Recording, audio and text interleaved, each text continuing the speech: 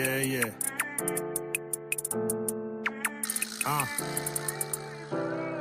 I was a lost soldier at the crossroads, ignorance was bliss. Sins that we commit, forgiveness we forget. Grudge holding with this loaded weapon, quick to cause offense. You already losing if you moving with no discipline. It's over.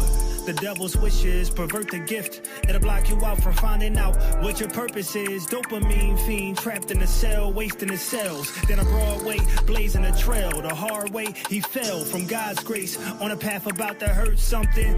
Then I learned something. It's humble pie at the king's table. Your sons and daughters need that living water. If we endorse some more, a paradise is waiting for us. The last days getting worse. The love cold, it's gonna wax colder. The spirit told us it's gonna be the way it was with Noah. If you don't focus when the rain approaching, a lost soldier outside the ark before it closes. The last days getting worse. The love cold, it's gonna wax colder. The spirit told us it's gonna be the way it was with Noah. I pray you focus when the rain approaching. A lost soldier inside the ark before it closes. I was a lost soldier, barely sober, usually fully loaded as well as my sidearm. Ain't letting nobody gun, so you waving that white flag at the top of your guide on. Could've took it further, get mother shoulders to cry on. Oh man, we live the life, keep it humble, next you gon' start believing your hype. Now you convince your mind, you release yourself from your plight. Yeah, Howard has the last word, I pray he don't drop the mic. Cause I have yet to see one survivor fall from that height. I'm from the era, portray yourself to be tough as leather. Hey, Micah 7'5", maybe he can explain it better. I argued in my ribs, said some things that they never settle. Closet my skeletons, I got things I could never tell her. I love her as my own flesh so I can forgive my debtors. And treat it like Miami weather, I never sweat her. I keep it Peter's positive, don't corrode your receptors. The devil will devour, he move with a vendetta. One who rejects our wisdom, your soul is showing its purpose. Not viral on the net and them niggas make you feel worthless. We all have faults, I got some things I should work on for certain. I have no medium, either quiet or too assertive. Living lawless for sure, my life moving like roller coasters. Stomach drop every turn, I can't wait till this ride is over. Enemies make tumult to ensure I progress slower. They want us under white cheese as if the party thing told. You see, the love's cold, it's gon' wax colder. The spirit told us it's gon' be the way it was with Noah. I stay focused when the rain approaches. A found soldier inside the ark before it closes.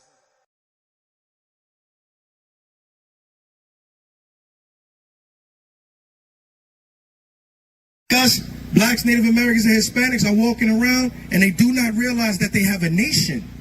But you do. Sometimes we can take that gift for granted, Con. We can take that thing for granted. But we have a nation. What does that mean? That means we have a culture, which y'all are enjoying. We got music, but most of all, what? We have a God. God? Now with that comes responsibility. It comes your discipline or your religion. That's what religion is. It's your discipline. And what does the God that we serve require? We know that he has laws. We know that he has a son that's our savior. We know that he has prophets that's deep. And all of that is deep and spiritual. But there's something that I want the nation to focus on with the little time that I have today. That is brotherhood. Brotherhood, which follows with sisterhood, is the same thing. Brotherhood is the final chamber. See, we can get deep with all the prophecy. We can understand all the breakdowns. But if we can't solve the puzzle of brotherhood, then we've accomplished nothing as a nation. Y'all with me so far? Y'all tracking me? All right. I promise I ain't going to be long-winded. Listen to me. In Psalms 133, the Lord said that the unity of brethren, there is nothing better than that. Y'all know that scripture? And in the New Testament, Paul told us in Romans 12, he said that we have to honor each other in brotherly love. What? Preferring one another. That's something we ain't figured out yet. It has to become against our religion to disrespect one of our own people. Y'all hear me? It has to become against our culture to be violent towards one of our own. We gotta always see the humanity in one of our brothers and sisters, like the other nations see in theirs. They got no quarter when it comes to you. They cruel, they impatient when it comes to you. And when we looking for love, some of our own brothers have become like the nations to try to separate themselves from the hurt that come with what we come from. But you can't escape that thing. You got to heal it. You got to accept it, embrace it, and what the Lord say? You got to show brotherly love with affection towards one another. All right? Sometimes we can't do that. Sometimes we look at our own as the enemy also. So you got the enemies all around you, and then you got your own brother looking at you the same way. We can't have that, Con.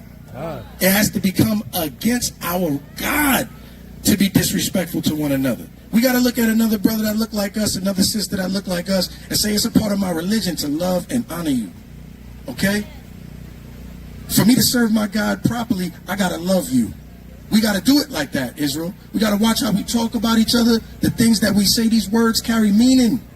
And we got to be mighty to build each other up. What is our culture and our music that they giving to us in these last days, man? It ain't building us up. So we got to be able to do that for each other, because y'all are the ones that are aware that what? You got a nation. Say that. Say nation. You have a nation. All right?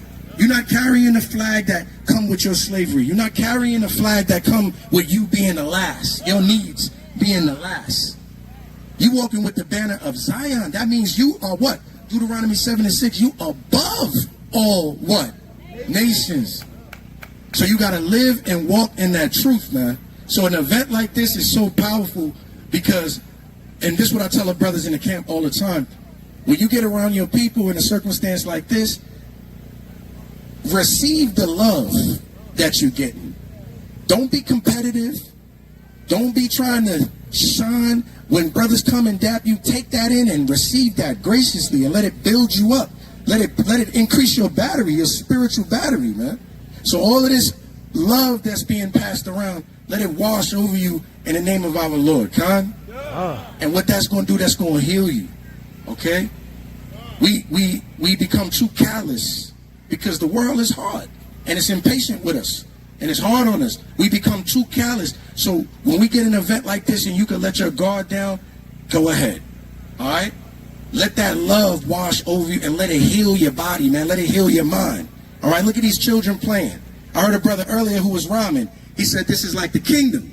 Look at the children happy and playing. Us as adults, we need some happiness too, man. And you know where you're going to find it? With your nation.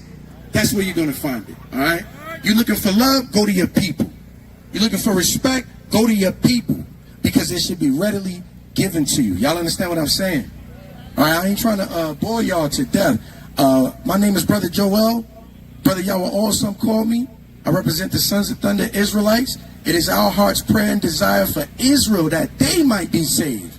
Because y'all needs and how y'all feel is at the top of my list, man. We ain't got no politician we can run to. Ain't no politician we can run to. We can't go to him because he got to put everybody's needs or he can't win. So we can't look to him for healing us. Ain't no preacher or pastor we can run to because they don't know the scriptures. They don't understand that they have a nation, right? They don't even know that they're the people of the book. So where are we going to go to get that nourishment that we need that the scriptures say? All right? It says the Most High is in the heavens. He has done whatsoever he has pleased. And it pleased him in these last days that you should know who you are. Okay?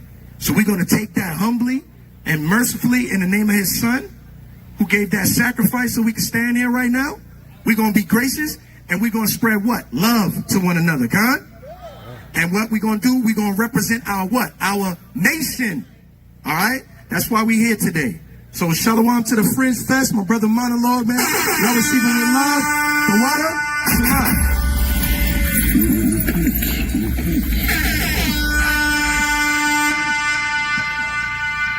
All praises to the Most High.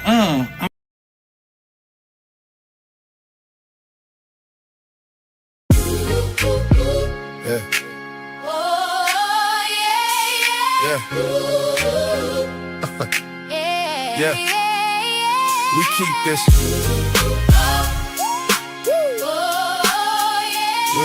Yeah. Yeah. We keep this feast where the Lord draws near, where the past still breathes and the truth rings clear. 11 bread, lamb, and bitter herbs on the plate. Passover 2026. Hey, be here. Zephaniah 2:1. Gather together, O nation not desired. It's nothing more beautiful than to gather with your brothers, sisters. We all got the same mind, same heart.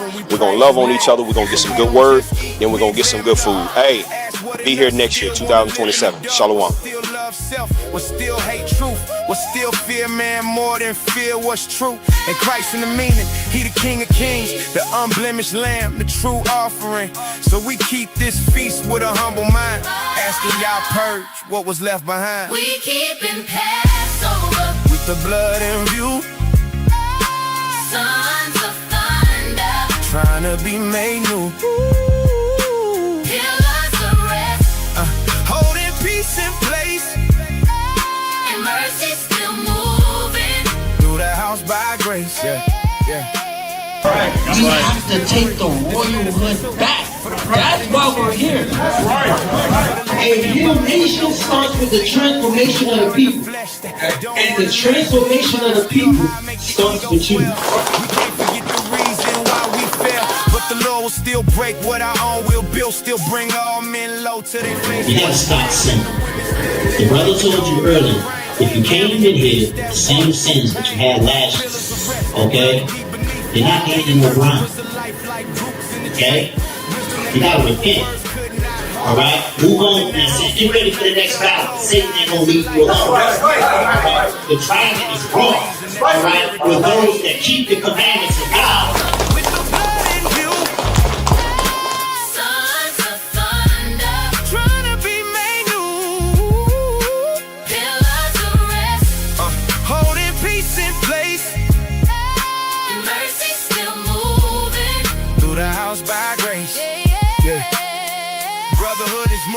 These are the instructions from a father to a son, and it's all right. So he loved us enough not to keep it a secret for him and his boys.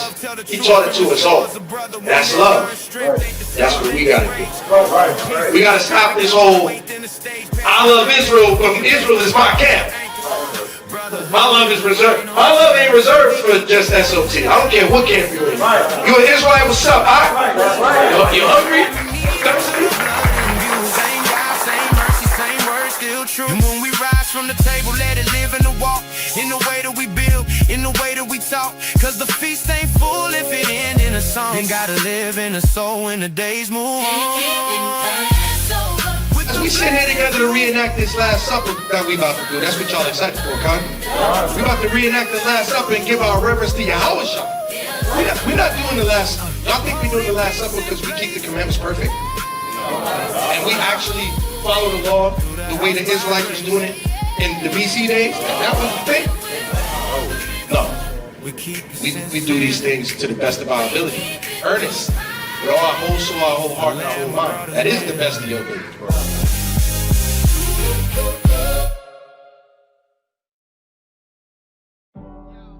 Most people just wear clothes, but some wear a message.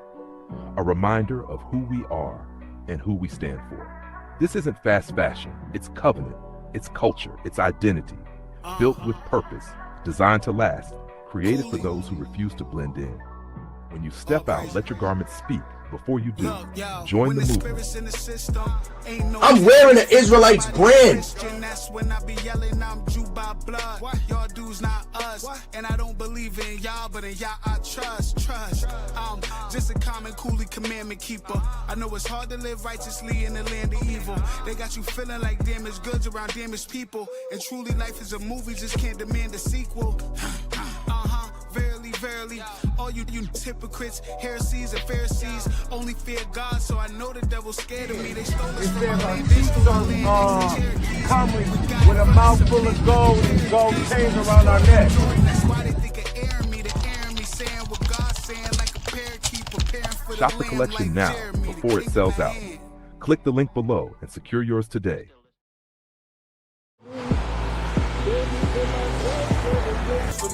I hope y'all like that. That was Supplication by Roy the Chef. It's dangerous out here. I hope you guys make it home safe.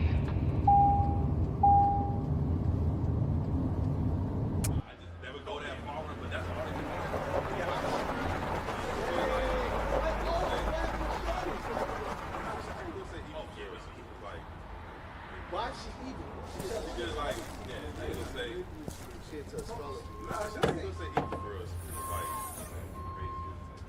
she's just crazy. Yeah, manipulative. Well, now he's saying.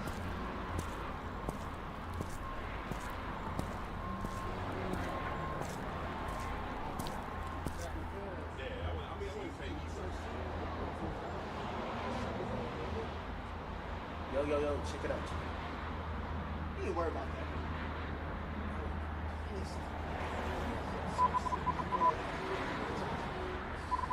They're gonna show you that at the end. So that was that a knocking out 1 minute. That's probably. Yo, what was that about? Don't worry about it. You wouldn't understand.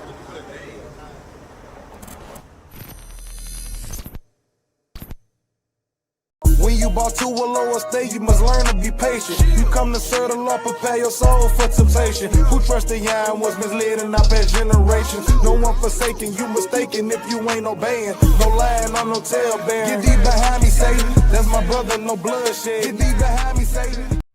Welcome to Pillars of Rest, where you can find special material for our sisters, by our sisters. This is a Sons of Thunder exclusive platform focused on building, encouraging, uplifting, and engaging with the daughters of Zion. Here you'll find personalized and interactive content geared towards showing what it truly means to be a pillar of rest. Interviews, scripture breakdowns, tips on motherhood, marriage, and testimonials are just the beginning of the many things to learn from and enjoy in this program.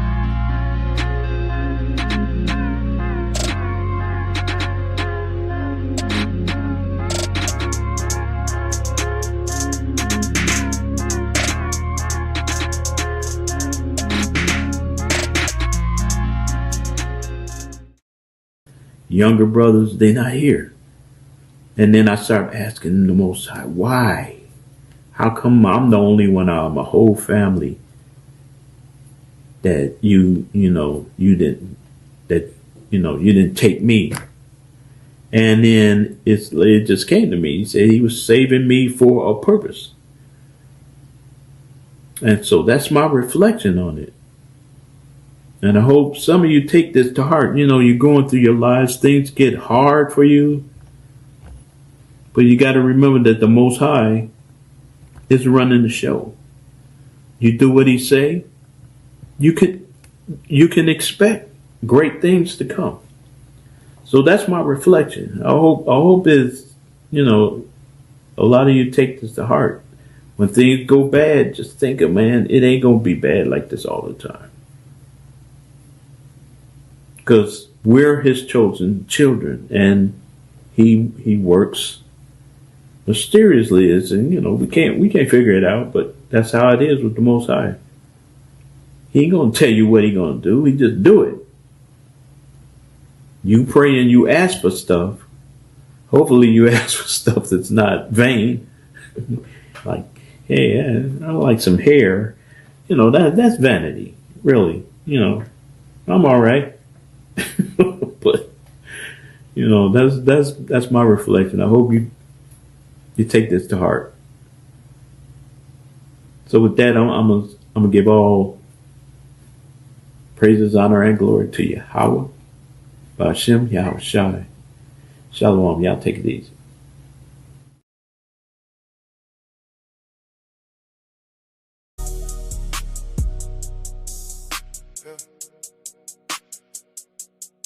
Sons of Thunder, C4N, conversation for the nation. Let it breathe. This that conversation for the nation. Truth coming out, no faking. Precepts on precepts, we breaking. Lost sheep, hear the voice, now they waking. Sons of thunder, yeah, we stand on the word. What was written, what was spoken, what was heard. From the curses to the promise, let it surface. We ain't chasing fame, this the kingdom, this the purpose. Yeah. We was scattered, now we building. With the scriptures in our hands. Trying to wake the lost tribes. Help them find they understand. Who the people, who the nations. What what the prophecy revealed. Why the world so upside down? Why people never heal? We speak law, we speak grace, we speak Christ and who we are. Why they lied about the image? Why they hid it from afar? Why the curses fit the people? Why the shit was in the text? Why repentance ain't emotion? It's correction and what's next? Yeah, we talk about the kingdom and the fall of Babylon. How the meat gon' get the earth and the proud won't hold it long. How the family got it healed, how the brothers got it grow, how the women need their honor. That's the order that we know. This that conversation for the nation. Truth coming out, no faking. Precepts on precepts, we break it. Lost sheep, hear the voice, now they waking. Sons of thunder, yeah, we stand on the word. What was written, what was spoken, what was heard. From the curses to the promise, let it service. We ain't chasing fame, it's the kingdom, it's the bird. Yeah, we speak on false doctrine and the traps in religion. How they gave us broken pieces, now we searching for the vision. How the shepherds feed the flock, not perform for attention. How the truth cut deep first, then it start the redemption. We speak brotherhood, repentance, and endurance in affliction. How to suffer for the truth, and still walk in conviction. How to live with real wisdom, how to move with holy fear. How to separate from folly, when instruction getting near. We speak history with prophecy, the past and what it means. Who our enemies have been and who our people really seen. We speak Christ in full power, not the image that they made. Lying to the righteous judge, in the price that had been paid. Bring the law out, bring the prophets out, bring the gospel out, let the whole truth out. Conversation for the nation, every lesson, every chapter, every breakdown, every warning, every answer. This that conversation for the nation. Truth coming out, no faking. Precepts on precepts, we breaking. Lost sheep, hear the voice, now they waking. Sons of thunder, yeah, we stand on the word. What was written, what was spoken, what was heard. From the curses to the promise, let it surface. We ain't chasing fame, this the kingdom, this the purpose.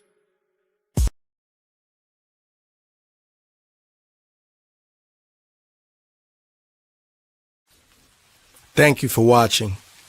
If you would like to support the body, you can donate via Cash App, PayPal, or Zelle.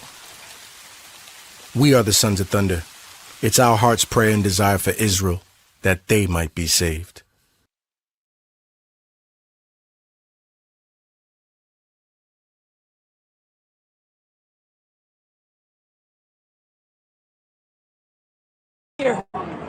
To be honest, why are we here?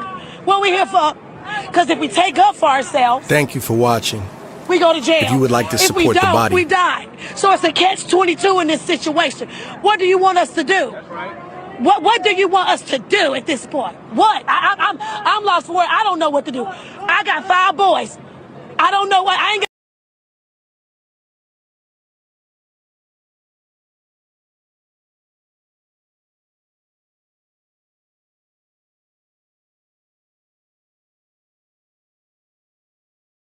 We go to jail. If we don't, we die. So it's a catch-22 in this situation. What do you want us to do? What do you want us to do at this point? What? I'm lost for it. I don't know what to do. I got 5 boys. I don't know what. I ain't got nothing to tell them no more. I used to have a saying. I used to make a joke. When I go outside and it's really cold, I say, it's colder than an all-white jewelry out here. And I heard them say one time, it got to be cold in them. All-white jewelry is heartless. And I said, nigga, heart. I said, this is what I told a nigga. I said, it ain't a heart in a man or woman's body that God can't penetrate. And I'm starting to believe what Malcolm X used to preach, that white people are devils. Because devils, they are. Man, listen. Just think about it, dog. They got to be, homie. They got to be. Can't help myself. I'm an old man now, 82. And I don't have no time to play with truth or to be diplomatic. To hell with you diplomats and your foolish diplomacy. Speak straight words, because those are the words that will bring about a change, not this delicate language. I want to be politically correct. How in the hell can you be politically correct when you're blind, deaf, and dumb and destroyed by your enemy? To hell with you and your political correctness. Be a man, be a woman, and speak the truth, and then die on that truth if it comes to that. Stand up. And we won't have to have these kind of radio broadcasts in the future.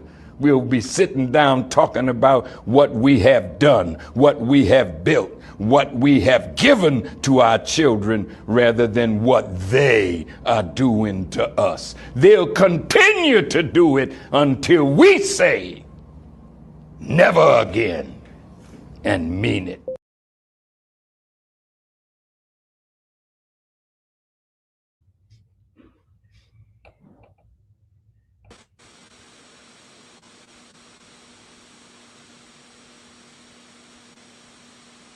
Shalom, shalom, Yasha Allah.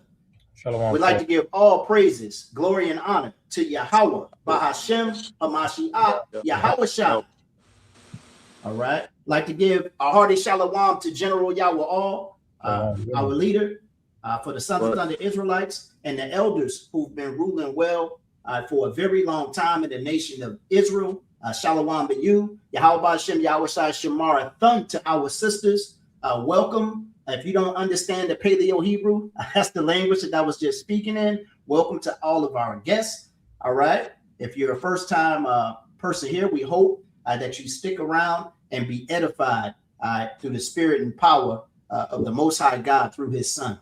All right. His name is Yahweh in the Paleo Hebrew, and his son's name is Yahweh Shah. Khan? Okay. Hey, brothers and sisters. Hey, listen, we got to talk about this. We got to have a conversation with our nation tonight. Okay? We got a serious problem. Right? Ain't nothing changed. The card's still stacked up against our people. Khan? Right? But we got to talk about some things. There's a way that we got to maneuver.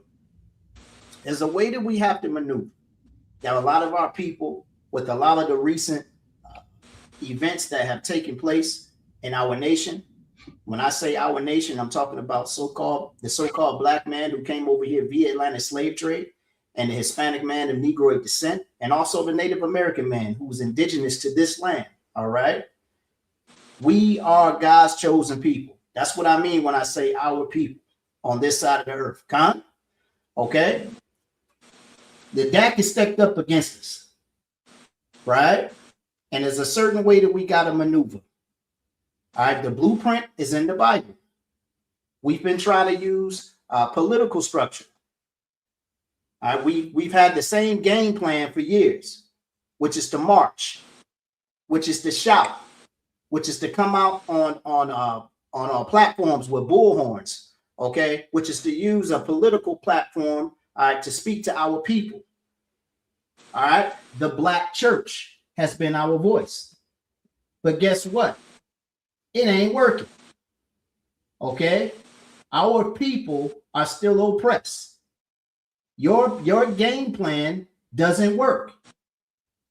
Okay? So now we got to turn to God's game plan. And that structure is in the Bible, brothers and sisters. Con? Okay? It's time to stop listening to man and start listening to God. Okay? Give me that in the book of Luke, chapter 1. Okay, give me that in the book of Luke, chapter 1, and read verse number 70. I'll read that real quick. That's right there, Captain now, y'all. There's no other way. Okay, there's no other way. Read that. Luke chapter 1, verse 7. This is the book of Luke, chapter 1, starting at verse 70.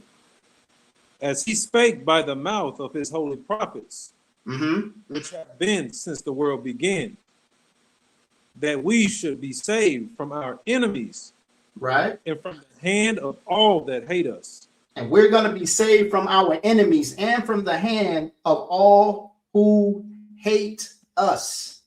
Con? That's going to be the end result, brothers and sisters, whether you like it, understand it, believe it or not. That will be that will be the end result for our people, Con. Okay. Hey, I wanted the verse that says we ought to believe God rather than men. Okay, give me that scripture. Okay, Acts chapter 5. Give me Acts chapter 5 and verse 29. I believe. Acts 5 and 29. Read that. This is the book Acts chapter 5 verse 29. Uh-huh. Then Peter and the other apostles answered and said, right, we ought to obey God rather than men. Peter and the other apostles said that we ought to obey God rather than men. See, the problem is you still listening to Master. Okay? Master set up that prize Negro. Brothers, mute up your phones if you're not, or mute up your computers or whatever if you're not speaking. Somebody got static. Master had that prize Negro in the barnyard sitting on a soapbox, and he told him everything he wanted you to hear. They took the doggone chains off our necks and said, Negro, go to my institution of learning. Tell me that didn't happen. I don't care how many degrees you got, black man. I don't care how many degrees you got, black woman.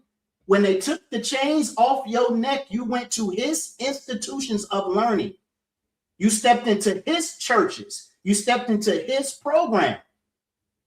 So everything you know comes from your master. I don't care how much you studied his story. It's time to humble yourself like a babe and be taught again. That's what being born again means, contrary to popular belief. You got to wake up, Jacob. You have to wake up. This system has not worked. There's a doggone church on every corner in our neighborhood, man, whether it's storefront or a big church. It ain't work. Okay? We need to wake up. The truth is in the Bible. We're going to talk about this, okay? I want to talk about some injustices that's been happening to our people. Brothers and sisters, you saw the thumbnail. Okay? You saw the thumbnail. All right, let me go ahead and put that thing up right now. It's a lot been going on, all right, the past couple of weeks. And we got to talk about this thing, man. Right? We got a lot of material tonight. We're going to try to get through all of it. Okay? If we can't, all right, we'll stop where the Spirit leads us to stop. Okay? But you see our brother Carmelo Anthony. You see our brother Cyrus on the left side. And then on the right side, you see Kyle Rittenhouse, old Kyle Rittenhouse. Okay? Then you see Rick Child. Right?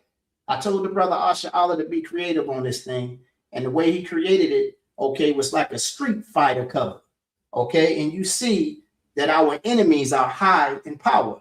And we're low in power. We're barely breathing.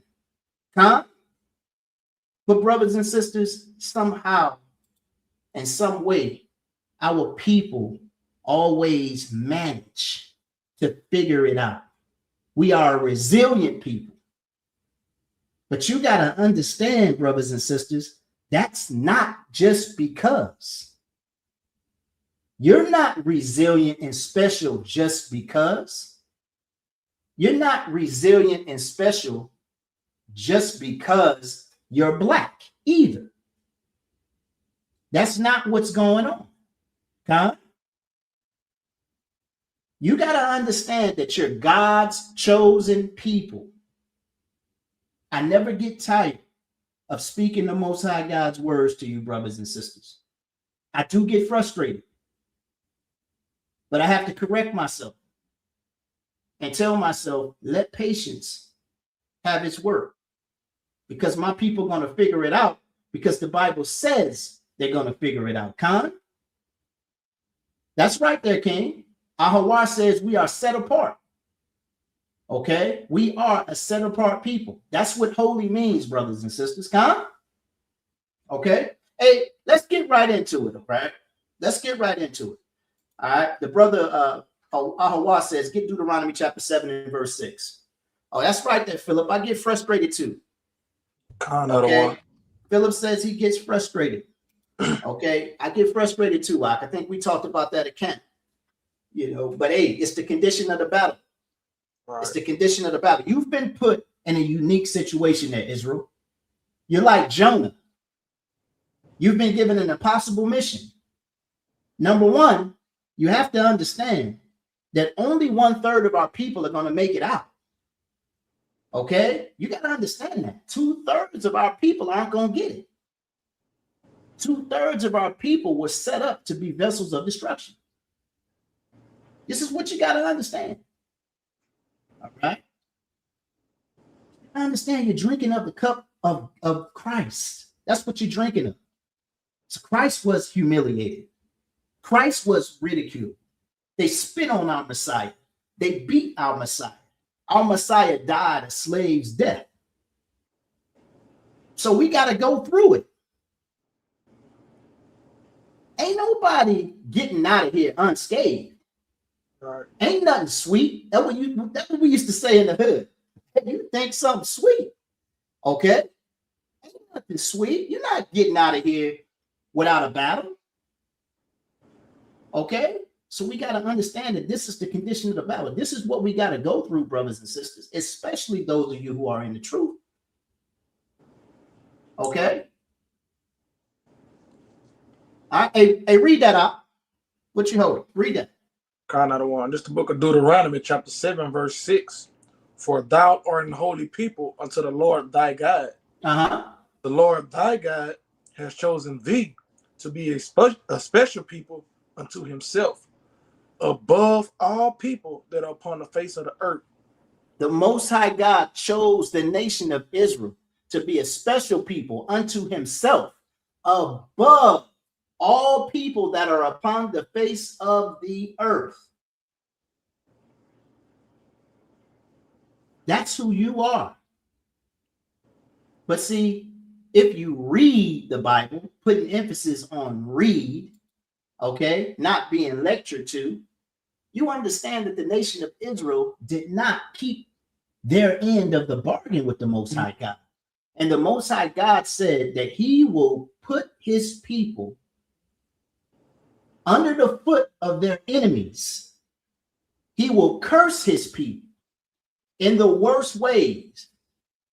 They will be the tail while your enemies are the head. Isn't that where you find yourself, black man? Isn't that where you find yourself, Hispanic man and woman of Negroid descent? You have to understand that the reason why we have these injustices coming against us is because we are the chosen people of the Most High God. And if you don't understand that, and you don't understand what you got to do to get up out of here, I feel for you. Okay? I feel for you. The remedy is to come back to the Most High's law, statutes, and commandments, brothers and sisters. And all of these injustices will go away. Psalms chapter 19:7 says, the law of the Lord is perfect. Okay? So if the law of the Lord is perfect, why does it need to be done away with? You've been taught wrong. Okay? Us as Hebrew Israelites, we don't sacrifice animals over here. We understand that Christ is the sacrificial lamb. Yes, we believe in Christ. Christ is my Savior. He's my Lord and Savior. You think you only say that in the Christian church, huh? No, the Son of God is my Savior. We got something in common. Right. But you're listening to all of these naysayers in the peanut gallery tell you that we're a hate group, when the real hate groups keep killing your sons. But we're telling you to love your people. We're telling you to stop fighting amongst one another. We're telling our women to stop beating each other down in the streets. We're telling our fathers to get back in the households to raise their families. and our young sisters to get rid of this mentality where you don't need a man. No, we need each other. We need each other, brothers and sisters. The way I need Christ, my woman should need me. All right. It's all about us versus them. That's what the entire scriptures is about, brothers and sisters. That's what it's about. Until you shake this doggone slumber, okay? Until you shake this slumber and realize that we have to come together, okay, to take care of one another and love on one another, we're going to stay under our enemy's foot. Huh? God, I don't want. Okay? Now, these people been talking real greasy about your people, Israel. They've been talking real greasy about your people. I'm looking at this. Y'all see that I've been having some technical difficulties. This doggone bar is out of control. StreamYard is kind of off. Okay? So y'all stay with me, okay, as I try to navigate through this. All right. But like I was saying,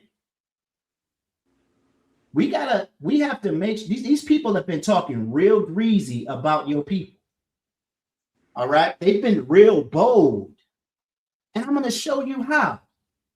I'm going to show you how. When the Rick Chow verdict came out, okay, versus our brother Cyrus Carman, right? Rick Chow, if you've been stuck under a rock, is the Asian guy who unalived our brother Cyrus Carman, okay, because he thought that he stole a bottle of water and he ran from his store. So you got a lot of people talking greasy because our people have come together, all right, to start boycotts. They're boycotting Asian businesses because a lot of atrocities are starting to happen in our neighborhoods, okay, and against our people by this people. It's been going on for a long time. These dudes been beating on our women, okay, hitting our women, talking crazy to our women over there in them hair shops, in them nail shops. They've been doing that for a long time, okay? Now we got situations where they're unaliving our children because they look at our children less than human. I want to show you a clip, okay? I know brothers and sisters have been seeing the viral video of the Asian man telling you he's daring our people to boycott their businesses. I know you've seen that video, so I'm not going to play that. Okay, I got another one that some of you might have seen, okay? They're daring you. The dude said, hey, look, if you boycott our businesses, I'll take the laundromats away. Don't you know we got laundromats? You see how they think? Don't you know we got washing machines in our houses? You see how they think about you? We got washing machines and dryers in our house. We need to bring that village mentality back. Okay? We need to bring that village mentality. If you don't got no washer and dryer, come use mine. Right. If you hungry, brother or sister, I got some food for you. You ain't got no clothes, you wear my size, okay? We gonna figure it out, okay? You need some soap, brother? You know? Remember they used to come through and get some ketchup, a couple of eggs, right? We need to bring that village mentality back. Nobody should have to worry about their children being looked after, okay? But we've been taught to hate each other. And these people are getting real bold. They're calling us out. They're talking to us greasy. It ain't just the white man no more. The Hebrew Israelites have been telling you for the longest of time that all nations, okay, all nations are against you. They're confederate against you. We've been telling you this. So we got to look out for each other. Listen to how they're talking about you. Fair use, fair use. Show me some love in the chat. Show me some love in the chat.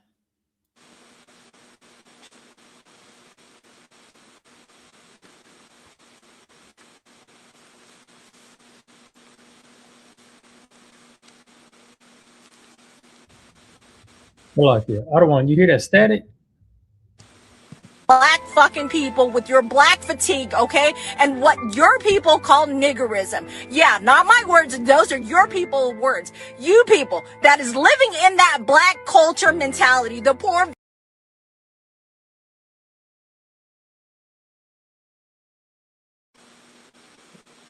Hey, brothers and sisters, Salaki, can you all hear me right now? Can brothers and sisters hear me right now? Victim mentality, thinking that people still owe you fucking reparation. Yeah, you motherfuckers. I'm the one talking. Okay, hey, brothers and sisters, I apologize for not warning you of the foul language, all right, coming out of this washpot's mouth, okay? Hey, but if you have children in the area, please remove them, okay? We do have some content that's going to be a little vulgar, okay? I apologize for not warning you. Number two, I want to make sure that you can hear us. All right. It looks choppy on this end as well. All right. I wouldn't be surprised if the devil's trying to interfere with our stream. All right. I'm asking the brothers to make sure that they mute up. All right. And I want to know if you all hear the same static that myself and Captain Durock hear. Please answer, brothers and sisters. Can you hear static in the background? Salakia, Cap, I don't want. I think that Captain Yazoo, but it was doing it for on I Speak as a Man also. Yeah, hey Cap, hey man, I'm gonna need you to go out and come back, because that's interfering with the stream, okay? All right, go out and come back. All right, I'm gonna replay this, brothers and sisters. I'm gonna replay this. Salakia, I don't want. They say they don't hear it. I don't have it playing. No, I'm saying when I'm talking about the static. You motherfuckers don't seem to fucking understand. Every single one of you over there boycotting Asian business and spreading more Asian hate. You fucking black fucking people with your black fatigue, okay? And what your people call niggerism. Yeah, not my words. Those are your people words. You people that is living in that black culture mentality, the poor victim mentality, thinking that people still owe you fucking reparation. Yeah, you motherfuckers. I'm the one talking. She talking real greasy. Okay? She talking real greasy. But you want to know why she's able to speak like that? Because we hate each other. Because we hate each other. That's why she's able to speak that way, brothers and sisters.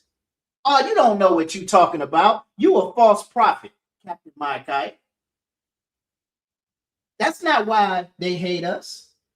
The Bible tells you they're confederate against us. The Bible tells you when the children of Israel do not love their God by keeping his commandments, they will be a spectacle to the nations.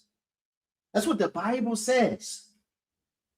She's able to talk greasy because you don't love your brother and because you hate your sister. Listen up. Every single one of you failing in life, and then you want to blame everybody else. You see this whole Cyrus case and Mr. Chow? None of this would have happened if you motherfuckers raised your fucking kids right. That fucking little boy witnessed some of his business trying to steal fucking water, okay? Now, I might not agree with Mr. Chow chasing the fucking boy and shooting him fucking in Timbuktu, okay? She's got a lot of nerve, man. Okay? Who is this washpot to tell us how to raise our children? All right? Even though a part of what she says is true, we're not raising our children right. If we were raising our children right, she wouldn't have her mouth open. If we were raising our children right, she would be serving you. Right. Okay? You don't understand the power that you possess. The scriptures say the kingdom of heaven is within you. The problem is that you haven't found yourself yet. You don't understand that the Most High God is waiting for you, Israel, to come back to the knowledge of yourself. and love your people like you love yourself. You don't understand. These people wouldn't have anything to say if we were walking upright like the Most High God made us. They wouldn't have anything to say. But because we're bottom of the barrel, and because we want to follow the other nations, we get this type of ridicule from the nations. The fuck he was. But here's the crazy part. If you had disciplined your fucking boy right, he wouldn't be in someone's store trying to steal fucking a 50-cent bottle of fucking water in the first place, okay? Not only that, you go and attack the fucking attorney defending his clients, and then here's the truth of the matter. Your people, there are 7 black juries who found your kid responsible, making Mr. Chow, okay, not guilty because they... Now, she lied there. She said there were 7 black jurors. Okay, that's not true. Okay, that's not true. I got the statistics here of that jury. Okay, that jury set 5 so-called black people, 5 so-called white people, and 2 other race groups were not identified. Okay, so they made sure to make it even. But I guarantee you that when they questioned those so-called black people, those people's political views, the way they talked, the way they moved, okay, I guarantee you it was a bit on the coonish side. Okay, they know who to put in those seats. Because even this woman here tells you that she doesn't agree with our brother Cyrus being shot in the back. She said it herself. Okay, she said it. When you examine that whole case, that's the reason why Rick Child was locked up in the first place. Are you all aware that Rick Child was locked up for almost 3 years?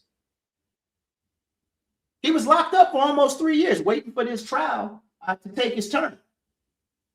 They wouldn't have put him in jail, okay, if they felt that he was innocent. Do you understand? Salakia. Okay, go ahead, King. Real quick. And he already had shot at 2 other people. Like, they had 2 other instances where he had did the same thing. So this is not his first time trying to shoot somebody. Yeah, but we got to understand that the law is not the same for a so-called black man and a so-called Asian man. The law is not the same. It's absolutely different. This country and the rights that the men of this country have do not pertain to the so-called black man. This country and the rights it has does not pertain to the so-called Hispanic man of Negroid descent. This country and the rights it has does not pertain to the so-called Native American man indigenous to this land. Okay? Lock you out of one. Go ahead, King. Captain Yazabad in the back. Let's see. We got to make sure Captain Yazabad good. If we start getting static. Can I bring out a quick precept? Hey, go ahead, King. Can Hey, Salakia. Hey, I still hear static, bro. Okay, count it on. Yeah, see if you can fix that, Ak, and then come back. I might have to use a different platform. Go ahead, Ak. Cap, you can grab me Habakkuk 1 and 4. Habakkuk Shah. Cause hey, like the other one going into, man, hey, these laws, yeah, they set up in America, but hey, that ain't to better us. That ain't for us. We not going. Hey, when we go up against these laws, or when we go to trial, for something that we, our people has done,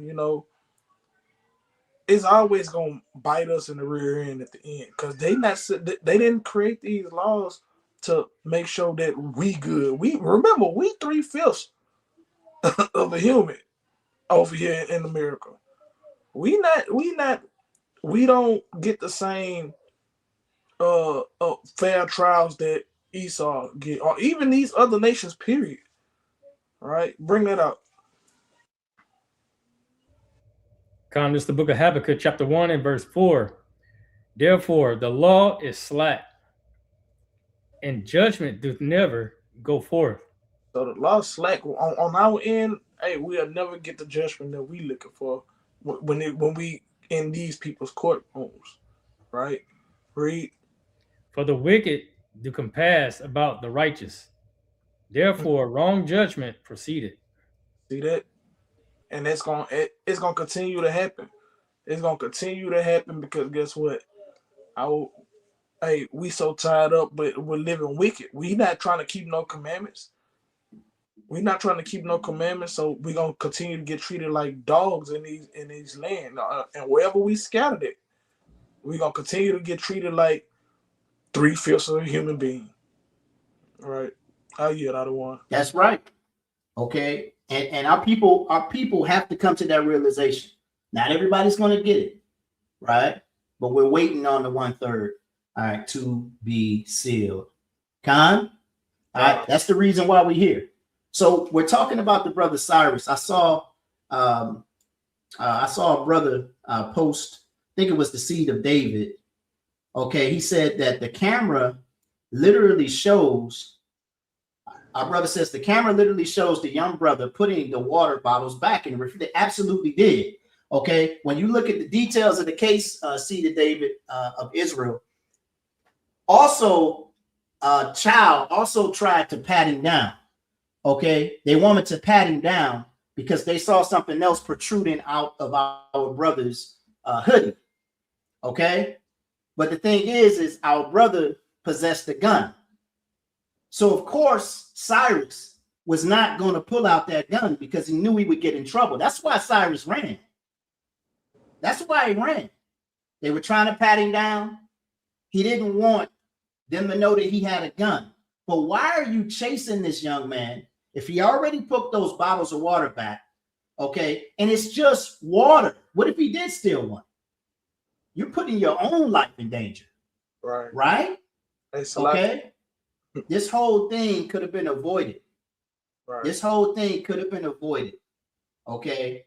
If they would have just left this thing alone. The young brother did not deserve to be unalived. He did not deserve to be unalived. All right. We got to understand that.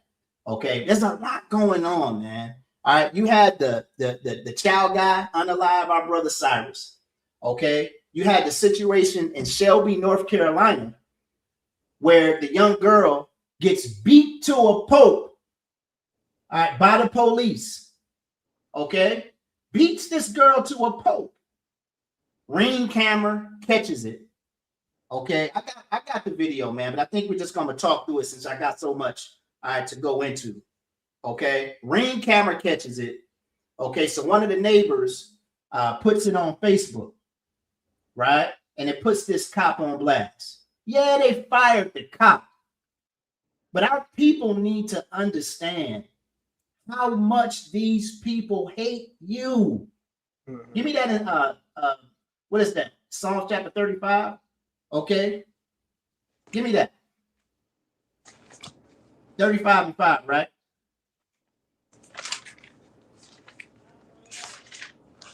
Read that real quick. Because I want to talk about our brother Carmelo. I want to get into that. Let's see if I can find this video. Bring that out real quick. Another one. It's the book of Psalms, chapter 35, verse 5. Let them be as chaff before the wind. That's not what I'm looking for. What am I looking for?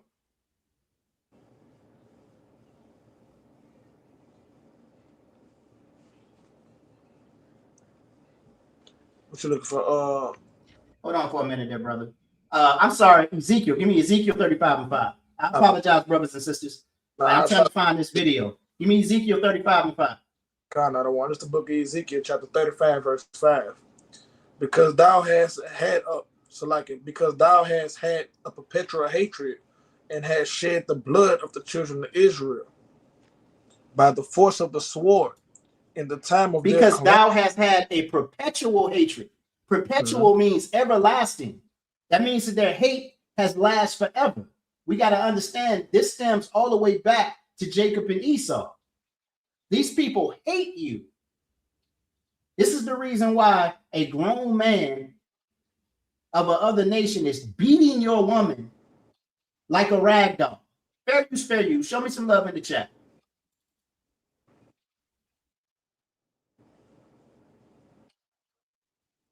Oh man, let me remove this video real quick. I told y'all I had this stuff stacked up and said I got too many.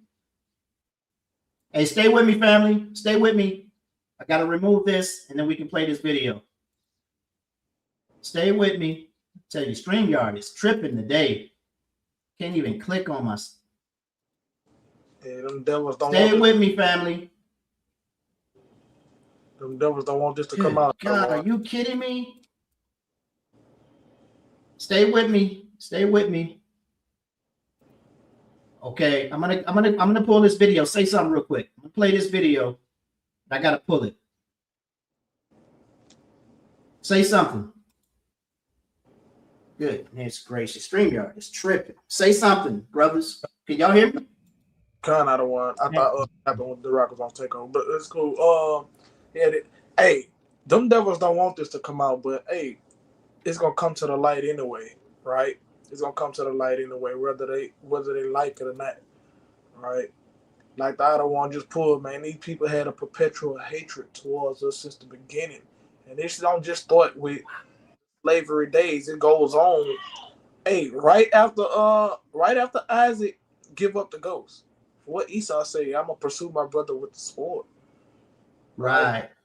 So this been going on since literally the beginning, right? Since the beginning, and it's just in them, it's in their spirit. They like scripture say, their spirit is not upright with them, in them. Right? That's right, brother. They gonna attack. He now faces one count of assault inflicting serious injury in North Carolina. Here's Alexandria Rios Malvia.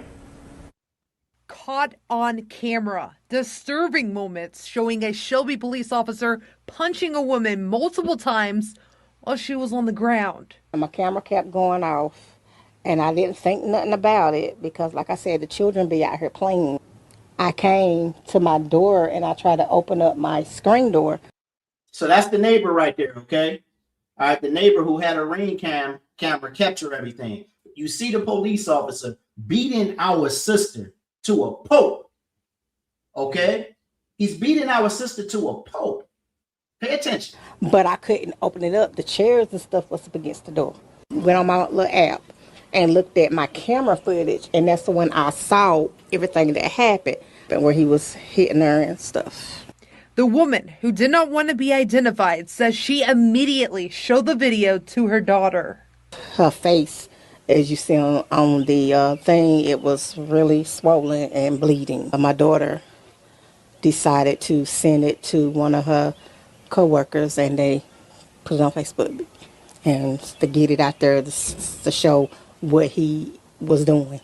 The video quickly spread across social media, drawing widespread conversations. I'm glad that everybody, came together. That was the good thing about it. Everybody came together and got justice for it. But I still. Yeah, you had Ben Crump on the scene as always. Okay, you had some other civil rights advocates on the scene, and they came together. The police officer ended up getting fired. Okay, but more needs to happen. This police officer doesn't ever need to wear a badge again. Right. You heard the fair minister. All right. When I played the intro early, this is not going to stop until we put our foot down and say that it ain't happening no more. Okay. And the way we do that is to love our brothers. okay? And on a very small scale, you see a group of people, okay? They're identified as the Hebrew Israelites who's showing love to their people. That's why you always hear the general say, we don't have no politicians that have our interest in mind. Anytime we get somebody in that high seat, they say, I can't do nothing for black people alone. I can't do nothing for brown people alone. I have to have the interest of everybody because I'm the president of the United States, or I'm the governor of this state. Well, the problem is you are not of this world. Okay? You're not of this world, Israel. So in order for you to get justice, and in order for you to get a fair shake, you have to wait on your king. You have to wait on your governor to set in place. But in the meantime, we can prepare for the arrival of our king. And the way we do that is by coming together. No more gang culture, brothers and sisters. No more sisters having the mentality of Cardi B. When Cardi B said, if you my enemy forever. Ain't that what Cardi said back in the day on that Love and Hip Hop joint? No. I forgive you, sis. I forgive you, brother. Okay? We stronger together. They're all against us. Give me the book of Psalms chapter 83. Okay? They're all against us. This is what you got to understand. What grown man beats on a woman like that? What grown man beats on a woman like that? All right? One who doesn't look at her like a woman. God. He looks at her like a dog. Okay? Psalms 83 and start at 2. Go ahead there, Cap. I was going to say, now just think about if that camera wasn't there. That cop would have got away. And like you were saying, I think there needs to be more, or like a harsher punishment for these cops. But when you think about who are the chiefs and the top of their, you know what I'm saying, their superiors, it's never going to happen. Because if you go back into slavery, those were the people that was catching the slaves. Now they just changed the badge over. That's right. So it's the same people, right? That's the thing about it. You got guys like Ben Crump, like Tim Scott, okay, Anton Daniels, all right? These black conservatives. These jokers that tell you we're not in slavery. Don't you know that our brother Carmelo Anthony, and Charleston White said this best, man. He said this best. I'm gonna play a couple of clips of Charleston White a little bit later. He said, don't you understand, all right, that we literally got a modern day lynching going on. Yep. Okay. Hey, they just burned a cross down in South Carolina. I mean, was that South Carolina? I seen that. I think that was in Chicago. Chicago. It was in Chicago. Up north. That's right, Malak. Up north. They just burned a cross in the woods in Chicago. Okay. These people have their foot on our necks. No, we don't have chains dangling for us. No, we're not living in shacks no more. But the system is against you, brother. That's right. You never get a fair shake, sister. And you always complaining about it. That's why the fair minister was saying what he said. You always got something to say. Hey, how long this boycott gonna go on, brothers and sisters? How long is this boycott gonna go? Hey, shalom to our brother Roe the Chef in the building. Hey, shalom, dear brother right there. It's a very dear brother. Okay, good brother. How long is this boycott gonna go on? Because y'all boycotted Target for a short time. Okay? Then what the pastor say? Jamal Bryant, what did he say? All right, it's over. We've done it enough. We hurt their pockets enough. These devils still don't like you. Yep. So what you gonna do? You're gonna boycott the Asian man for a couple weeks, right? And then continue to put his children through the best schools. They're going to the best colleges. Off your dime, Jake. Off your dime, Eve. Yeah. You're sitting up there, you're studying for your master's degree. You're sitting in high places there, sister. All right. But you're going to get that doggone Chinese takeout when you don't want to cook. Right? And to compete with the next sister, you're gonna go in there and you're gonna get your manicure and get those long nails put on your hands. And that fake hair. And you're gonna go get that fake hair. Okay. And you're gonna go down to Chin Yu's 99-cent store and go get that gel to put in your hair. Hey, that edge control out of one. That edge control. That's right. Bro, damn, You know, fade to their eyebrows. I don't be understanding it. Like, why? Crazy. Why? Couple of days ago, man, I went down. I was telling my rib this, man. A couple of days ago, I went down to a Jamaican joint called Mercy's in Columbus, Georgia. If you ever in Columbus, Georgia, Milton Road, go to Mercy's. All right, go to Mercy's. It's a Jamaican joint. All right, promote black business. See what I'm doing? Promote black business. All right, go down to Mercy. So I went down there, got me some jerk chicken and some steamed cabbage. Okay, that's my diet nowadays. I like to eat a lean meat and some leafy greens. All right. So it's not a good place to sit down because it's a trailer. It's very narrow. Not many places to sit. So what I did was I went across the street. Okay, I went across the street to a big parking lot. And guess what's set right in front of that parking lot? An Asian supermarket right across the street. Now, we're supposed to be boycotting these Asian businesses. Guess who I seen going in there for the most part? Eve. So-called black folk. Jake. You got a lot of folk not taking this thing serious, man. Okay? You got a lot of folk not taking this stuff serious. Support black business. Okay? We have to take care of ourselves, brothers and sisters. This is what this is about. You got a doggone Jamaican joint right across the street. Okay? You got brothers and sisters with all kind of boutiques. Okay? We ain't got many doggone grocery stores, so we got to do what we got to do. Brothers and sisters need to start growing their own food. All right? We really need to come together and take care of one another. This is our problem. We rely on them. All right? That's what the scriptures told us was going to happen. You're going to go to your enemy for everything. And it ain't just the white man. Right.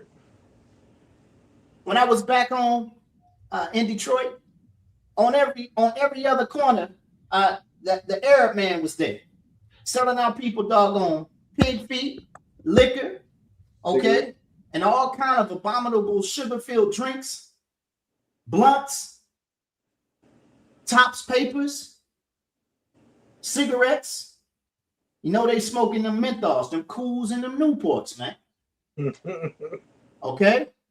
Killing us, putting us to death. You're relying on the other nations for what you want, and they're killing you at the same time. Right. Okay? All these doggone athletes and actors that got money. Okay? What's the first thing they do when they get a check? Some of them go buy mama a house, right? But they're going to get that Bugatti, huh?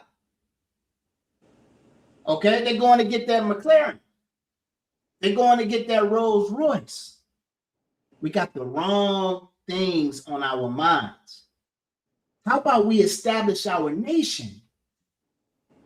You brothers and sisters that get rewards in this kingdom, you could be good pillars of the community.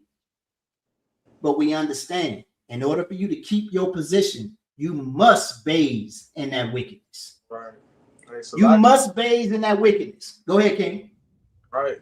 It's all these rich athletes, say that. so, black people. Entertainers. Hey, think about this. It's no way that Flint water's still supposed to be messed up. That's right, Al. No way. It's no way. Right. But y'all gonna go support. Y'all gonna continue to make the rich rich, but not even going back to your own home neighborhood where you grew up at, and go look out for your people over there who still living in the dust. It's sad, ain't it, King? Hey, Salaki, real quick, and think about this. This something else I was thinking about. I haven't heard, and y'all probably haven't. Correct me if I'm wrong. I haven't heard not one prominent sports figure mention anything about this Carmelo trial. Hey, neither one of them. Sports, nobody of kind of status. Because they understand once they open up their mouth, the bag is threatened. They understand that. All right. That's why they keep to themselves, right? To make sure that they continue to live the lifestyle that they live. Right. Hey, listen, the brothers that you see here on the stage and other brothers, all right, from different camps and organizations have made their bodies a living sacrifice. What the general was telling us the other day. All right, on our captain's call. I can say this much. I can make it privy to our brothers and sisters. You have to be willing to sacrifice something, right, in order to be great.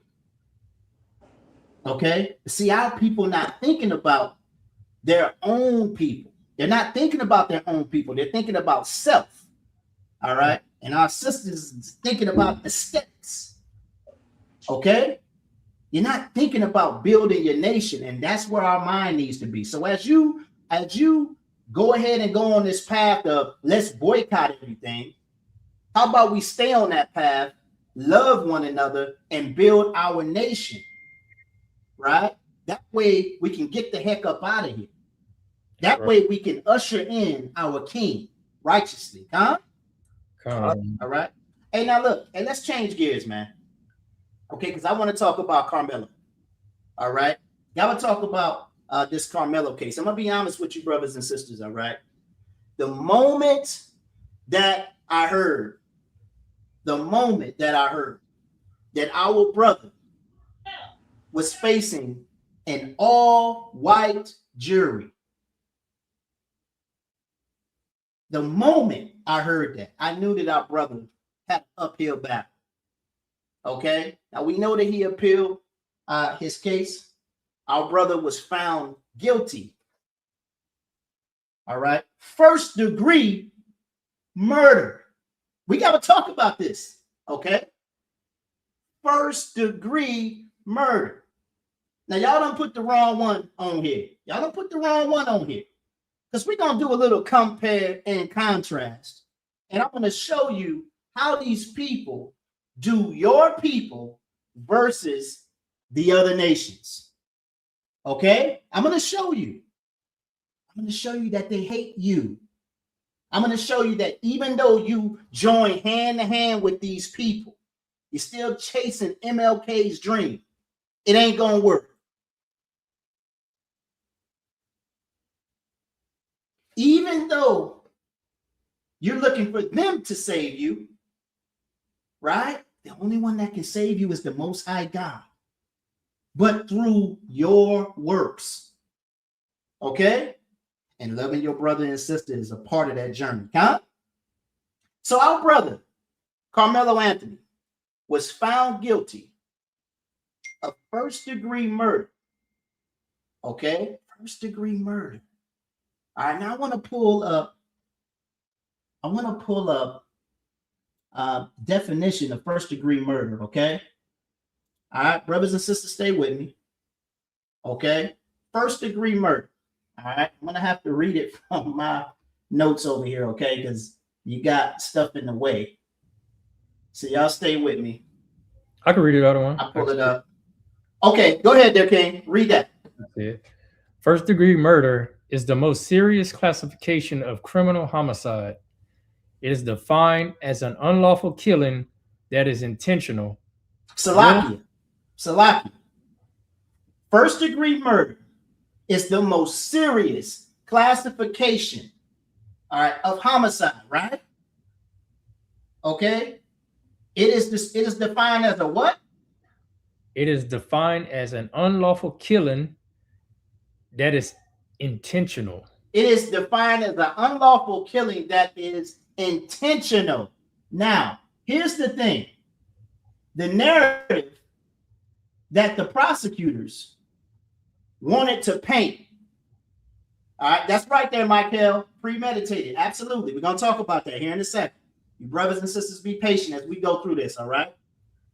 Now, the narrative that the prosecutors wanted to paint is that Carmelo brought a knife to a fist fight. That right there alone is what they were banking on to get our brother prosecuted by a jury of 12 white folk. Okay? Now, when we continue to read, I got it pulled up now, okay? It says an unlawful killing that is intentional, willful, and premeditated, planned in advance. Okay? It also apply it to a death occurs during the commission of a dangerous felony, right? Okay, now let's look at the key elements. The key elements are intent, premeditation and deliberation, and malice afterthought, right? Malice aforethought. Malice aforethought, meaning premeditation. Okay, now let's think about this case. Okay, let's think about this case. Number one, here you have Carmelo Anthony at a track meet. Okay, it's raining. It's raining out there in Texas. Carmelo Anthony finds shelter and goes up under a tent. Okay, this tent was not a tent, okay, of people that he normally sojourns with. All right, this was a tent for a different school, right? So here comes Austin Metcalf, the guy who Carmelo unalived, right? Austin Metcalf's brother, and apparently four other friends of Austin Metcalf. Last I checked, 2 + 4 is 6. Carmelo is by his lonesome. Okay? Like I said earlier, the narrative that they're trying to paint is that Carmelo brought a knife to a fist fight. Okay? That's their narrative. But the defense argues that this is self-defense. This is self-defense. Now, I'm going to be honest with you, brothers and sisters. I believe Carmelo made a horrible, rash decision. I believe he made a horrible, rash decision. But our brother acted in self-defense. It was 6 versus 1. He got into a back and forth with Austin Metcalf. Okay? Austin Metcalf ended up putting hands on him. But he got 4 buddies, to include his brother, right? Standing there too. Right? So our brother felt threatened, went in his backpack, and he made a very rash decision. Okay? And he stabbed Austin Metcalf in the chest. Brothers and sisters, this was self-defense, but he escalated. Our brother escalated a little bit too high. His escalation of force was too much. So like I told you, brothers and sisters, earlier, when I saw our brother being judged by a jury of 12 people who don't look like him, especially white folk in Texas, I knew that he had an uphill battle. But the question is what was the charge going to be? Our brother was charged with first-degree murder. How does a boy, a young boy who is getting out of the rain, sitting down, all right, undercover, gets approached by about 6 dudes, okay? How, and he defends himself, right? By pulling out that knife. How was that premeditated? He didn't know that he was going to end up under that tent. He didn't know that Austin Metcalf and his buddies were going to approach him. That would be premeditated if he had planned it out. But because he had a knife alone, they tried to make that their premeditation case. Okay? When you look at the history of Austin Metcalf and his brother, there's history of them using bullying tactics in their school. They got a history of being bullies. Okay? Our young brother felt threatened. He did move to defend himself, right? But he made a very rash decision. Okay? Our brother should not have been charged with manslaughter.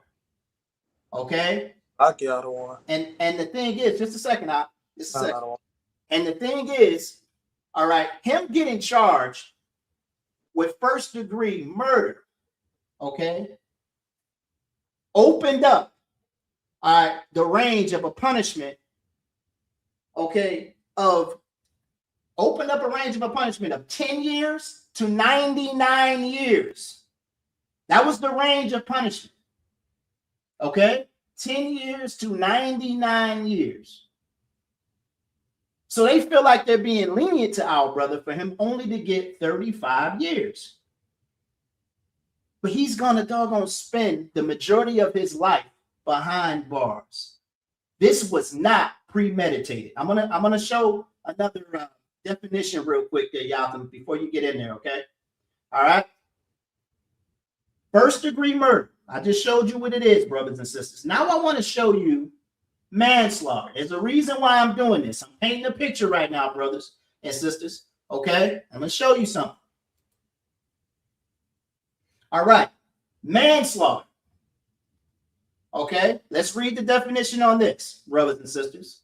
Manslaughter is the unlawful unaliving of a human being without premeditation or malice aforethought.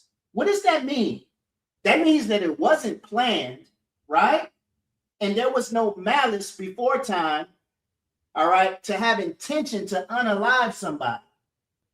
It is a form of criminal homicide that typically carries a lesser sentence than murder, resulting instead from recklessness, criminal negligence, or the heat of passion.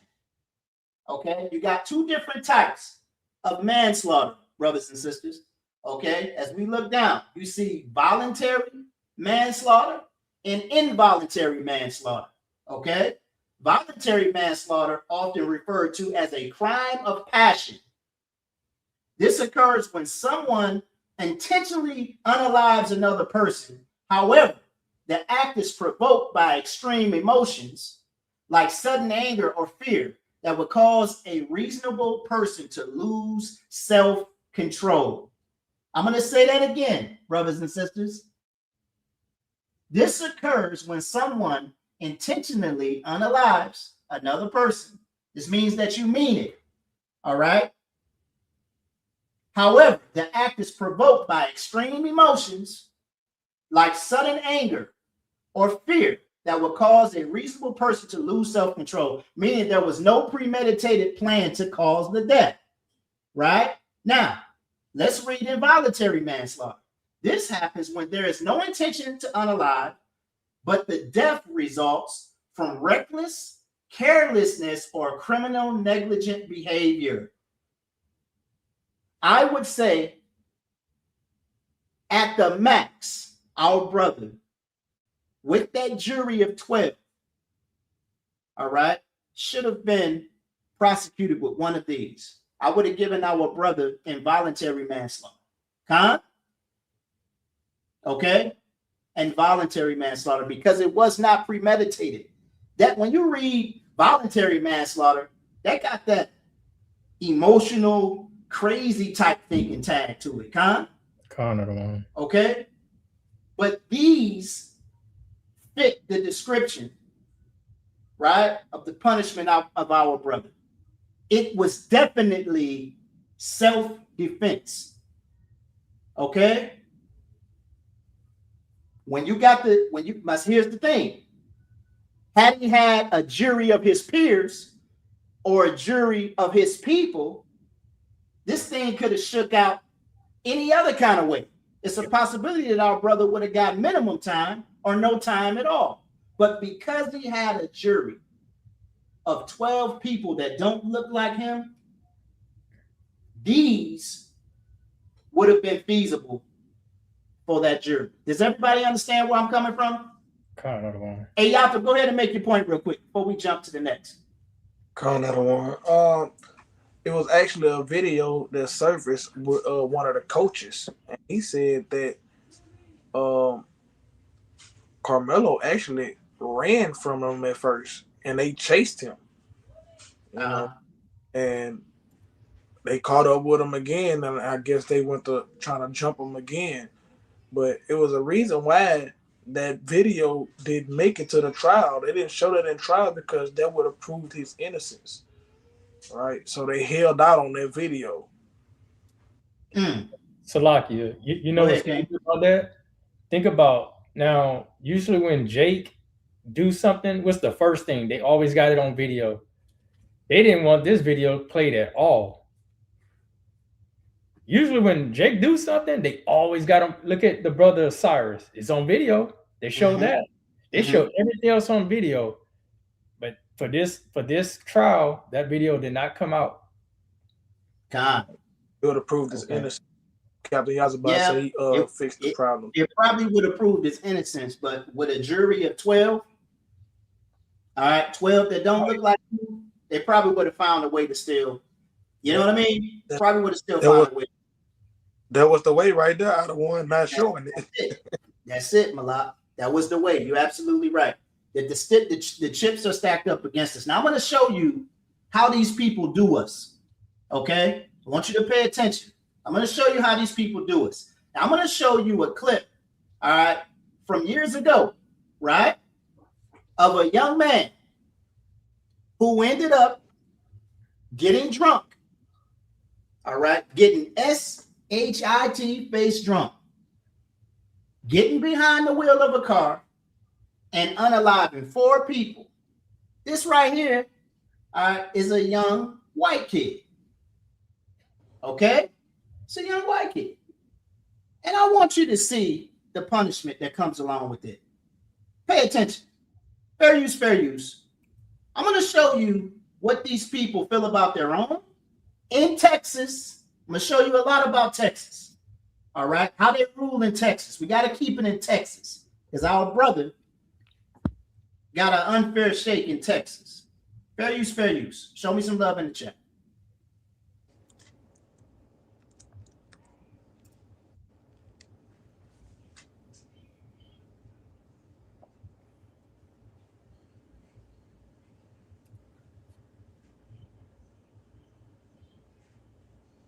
Is it playing? Boy, I tell you. Stay with us, family. Stay with us, family. The psychologist called it a condition in which wealthy parents don't set boundaries for children, and those children see no for Mothers Against Drunk Driving in Southeast Texas says she's angry but not surprised a teen will avoid jail after driving drunk and killing 4 people. A judge in Fort Worth sentenced the 16-year-old. You all heard that, right? This young white man unalived 4 people driving drunk, and he escapes jail time. Now, I want you to see why. He killed 4 people. That's right there, Azriala. 4. 16-year-old. He killed 4. He killed 4 white folks. I remember this. Okay? All right? I remember this. And everybody see Affluenza disease, right? Watch this. Driver to 10 years probation Tuesday. The teen's 10 years probation. What? 10 years probation. Now tell me, all right, if I was to, if it's Jake, right? If Jake was to drink a fifth of Hennessy, right? And a case of doggone, I don't know, a case of Modelo's. I know that this is going to impair my judgment. I know that it's going to impair my judgment, right? I know right from wrong. So I know what I'm doing. And I'm getting behind the wheel of a car. I understand the risks involved behind that, right? Okay? This kid received 10 years probation, no jail time. 16. Pay attention. family hired a psychologist who said the youngster is a product of affluenza. The psychologist called it a condition in which wealthy parents don't set boundaries for children, and those children see no link between behavior and consequences.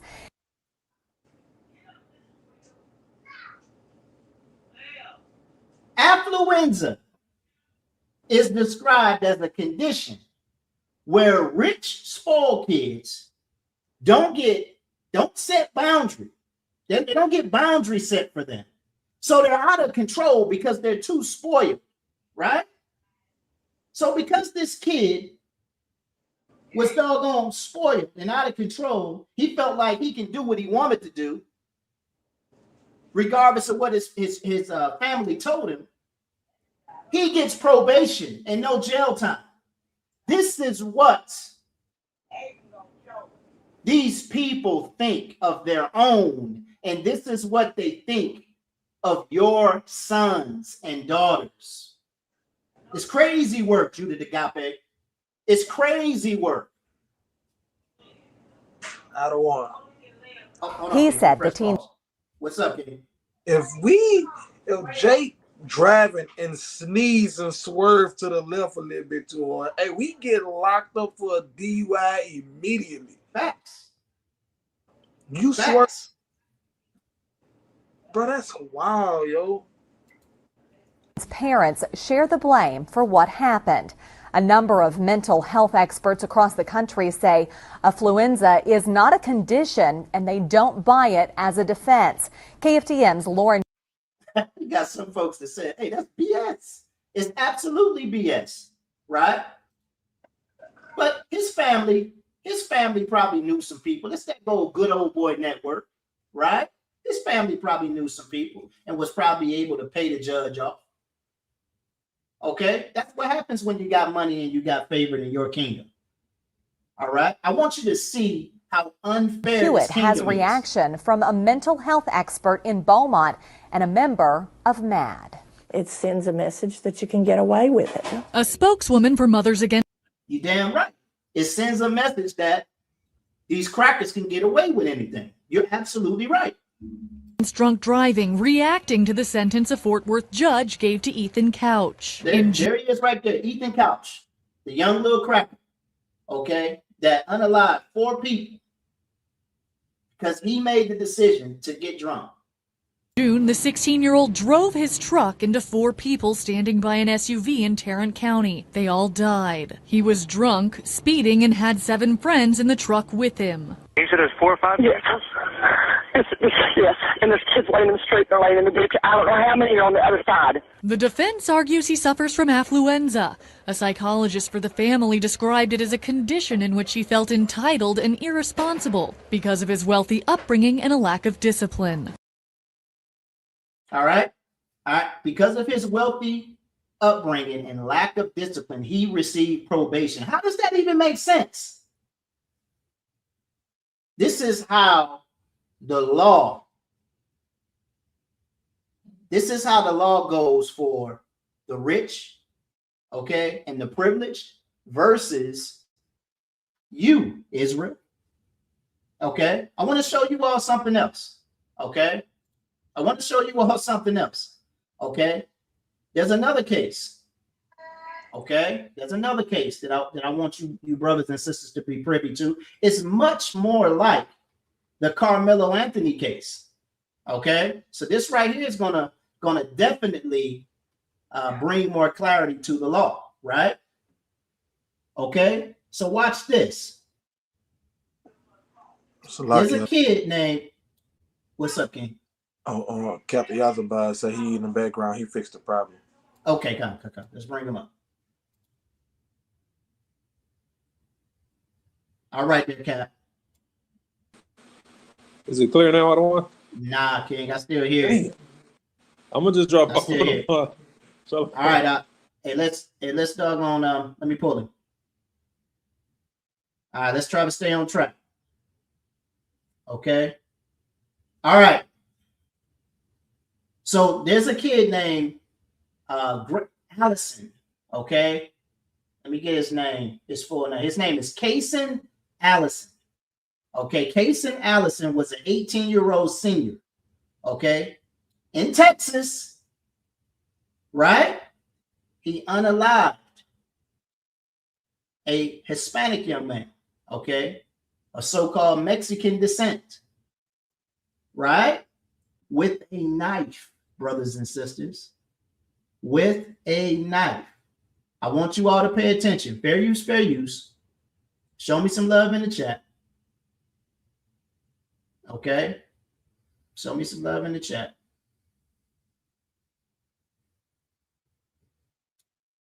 Pay attention. High school student who died after being stabbed at school, allegedly by another student. Belton police identified him as 18-year-old Jose Luis Ramirez Jr., a senior at the school. He died at Baylor Scott and White Medical Center tonight from his injuries. So that's our brother right there, Jose Luis Ramirez Jr. Okay, he was unalived by the hand of a white kid. Okay, Kaysen Allison. All right, with a knife. I want y'all to pay attention to this, okay? There's some similarities in this case. All right. But that verdict is a lot different. Pay attention. Kaysen Allison has been sentenced to 10 years in prison for the death of a fellow student in 2022. So Kaysen was only sentenced to 10 years in prison. This was only a few years ago, brothers and sisters. I think this happened in 2022. He unalived his classmate. These guys were getting ready to graduate from high school. He unalived him with a knife, and he received 10 years. Okay? Pay attention. Allison was convicted in April of stabbing and killing fellow student Joe Ramirez, and today he received the maximum sentence for criminally negligent homicide. Criminally negligent homicide. Criminally negligent homicide. Let's look at that. What is that? Okay? What is criminally negligent homicide? Let me put that on the screen for you, brothers and sisters. Okay? Now, you also got to hear the case. Okay? You also got to hear the case, brothers and sisters. All right? So that you can see that there's similarities. Okay? But is the punishment too harsh? Right? Or is the punishment too less? Right? Not grave enough for grace and Allison, right? So criminally negligent homicide is a criminal charge that occurs when a person unintentionally causes another person's death by acting with criminal negligence. I'm going to read that again. Criminally negligent homicide is a criminal charge that occurs when a person unintentionally causes another person's death by acting with criminal negligence, failing to perceive a substantial and unjustifiable risk. It represents a gross deviation from the standard of care that a reasonable person would observe in the same situation. So here are the key elements: the act, right? Criminal negligence, reasonable standard, and no malicious intent. I just told you, brothers and sisters, that this white kid just stabbed this so-called Mexican kid and unalived him. He was 18. He's considered to be an adult. Carmelo Anthony was 17. Pay attention. Pay attention. Okay? You need to pay attention, brothers and sisters. This is the charge that was handed down to this white kid. Okay? He didn't receive first-degree murder, right? He didn't receive first-degree murder. He didn't even receive manslaughter. Okay? And his case is very similar to Carmelo. When I play the video, and I have some other stuff to show you all, okay? You're probably going to be appalled, okay? I want you to get mad, Israel. I want you to get mad. Ain't mad enough. Because it made me mad. What'd you say, Cap? They ain't mad enough. They ain't mad enough. They're going to be right back up in Chen Yu's doggone Chinese shop and getting their toes painted and getting them fake nails. They're going to be right back buying that doggone hair from them. You ain't mad enough. Watch this. Fair use. Show me some love in the chat. Show me some love in the chat. Hey, real quick, out of one. Go ahead. They gave him negligent homicide. You know, that's what they give you when you exit. Like, say you have a car accident or somebody died. That's what they give you. Negligent homicide. Right? Right. This is ridiculous, brothers and sisters. All right, watch this. So we're talking about Allison, right?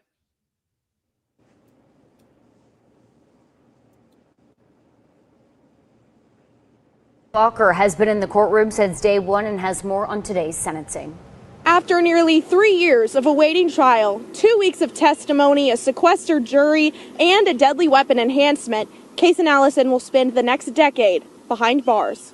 Allison was sentenced to confinement in an institutional division for 10 years. This came after 9 witnesses testified this morning, and the defense called Allison's parents and counselor, all who pointed out growth in Allison and an overall remorse for his actions. In closing arguments, the defense argued that sending Allison to prison would be, quote, a death sentence. Sending Allison to prison for 10 years would be a death sentence. Well, what is sending our brother to prison for 35 years? Is that a triple death sentence? That's the literature. So that's a lifetime. Okay, old poor Case and Allison. Right? Young man that lost 10 years of his life. Well, our brother is going to be gray in the head when he gets out. He's going to be gray in the head if he makes it out. Khan, we got to understand, man. This case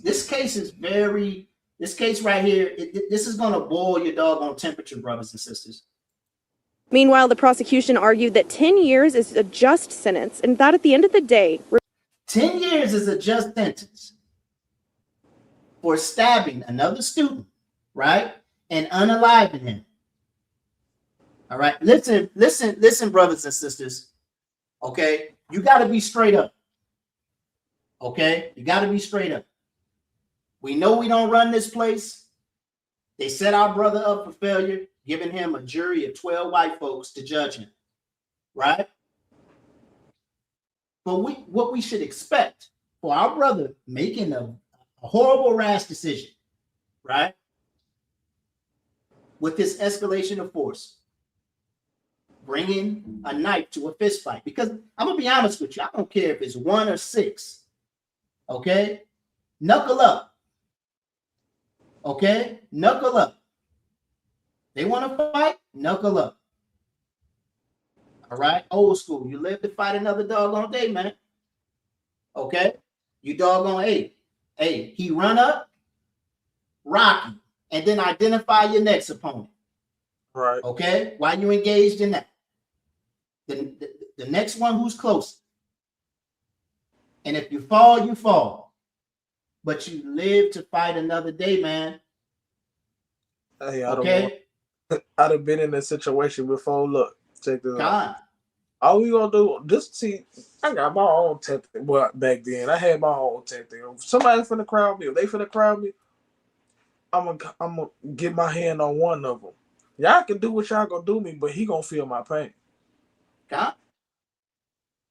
But see, our brother reacted in self-defense. See, you can't just say he brought a knife to a doggone fist fight, right? He made the wrong decision. He still defended himself. He was using self-defense.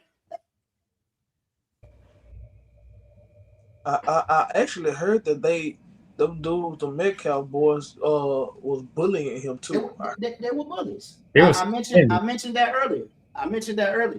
Okay. Right, so he knew they was gonna be there. I mean, it was only for his own protection. Well, we don't know that, Yatham. If we say he knew they was gonna be there and he brings that knife, that adds to premeditation. That's why I say allegedly. We don't know why our brother had that knife. Okay, he from what you got a lot of people in Texas were saying when you watch these folks on the social media outlets, that area where they were at that tournament was a bit racist. So you might have had a young brother, okay, who felt like he had to defend himself. Let me tell you something. Just like Captain Yatham, okay, just told you that he found himself in a similar situation. Okay, you don't know what it's like this loudmouth washpot running her mouth, telling us how to raise our kids. You don't know what it's like, okay, to grow up in a bad area, right? Or to venture off into an area where you're hated. You don't know what it's like until you walked in our shoes. So once again, our brother was defending himself, okay? But he just chose the wrong method, okay? So he shouldn't have got the punishment that he received. That's the point that we're making, Con. Okay? Now, staying on task right here. So here we got Case and Allison, right? 18-year-old senior, okay? What's going on now, all right, what I want to bring out to y'all is that witnesses started to testify, right? Witness started to testify. Apparently, they had a group chat, okay? A group Snapchat, that contained details of the fight. This is what the witnesses were telling them, right? He says that there was a message from Kaysen. Kaysen is the white boy, telling Joe, who is the so-called Mexican boy, the two would fight in the West Temple Park in the woods. Also sending a screenshot of the locations. But Joshua also testified, this is the person that's testifying, Joshua, that Joe didn't want to fight. He didn't want to fight Kaysen at the park. Okay? So apparently, they decided not to fight in the park, right? And they agreed to fight at school. But details, like the location and the time, weren't identified. Okay? I'm going to play a video to bring more clarity, okay? Witnesses also testified that Allison sought to seriously harm Joe when they fought. And I want y'all to take a look at this clip so I can prove what I'm saying. Okay, fair use, fair use. Witnesses also testified that Allison sought to seriously harm Joe when they fought. Take a look at this clip, brothers and sisters.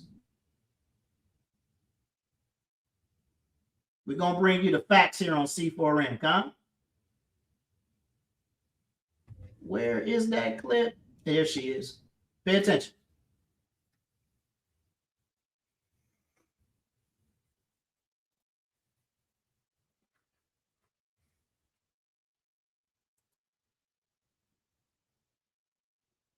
Y'all stay with me. I might have to rewind it.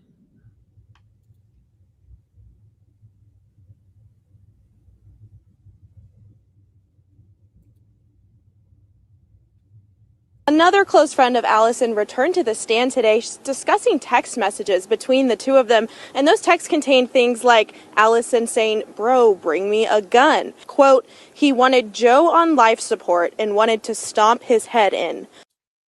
So witnesses are testifying that Case and Allison, this is the white kid, right, who stabbed Joe Ramirez, that he said, "Bring me a gun.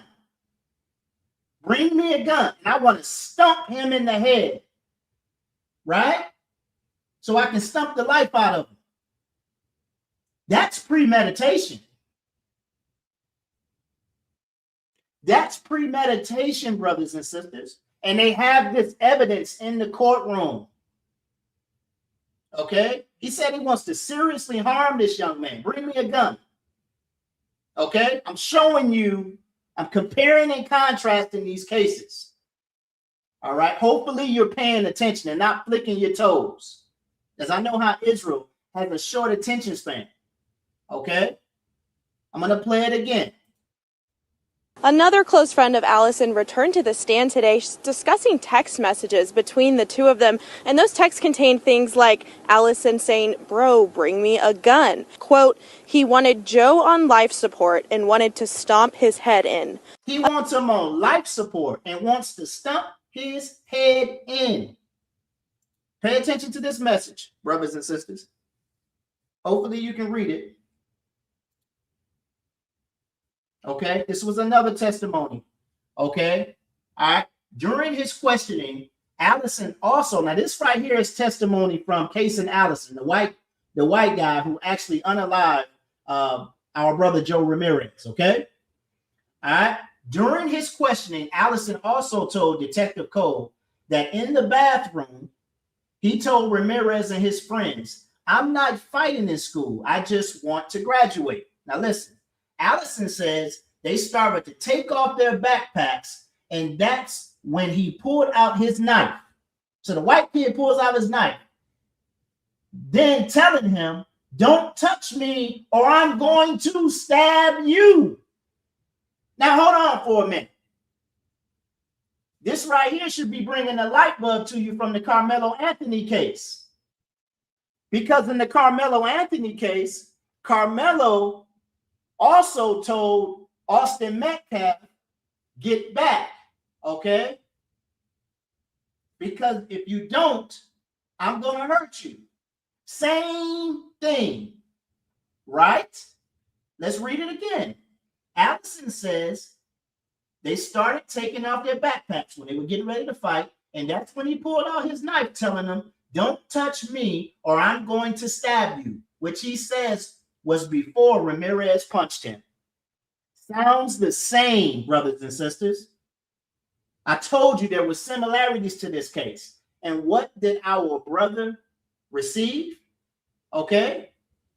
Our brother received first-degree murder and was sentenced to 35 years in prison. When this white boy here, who's telling his buddies to bring him a gun, right?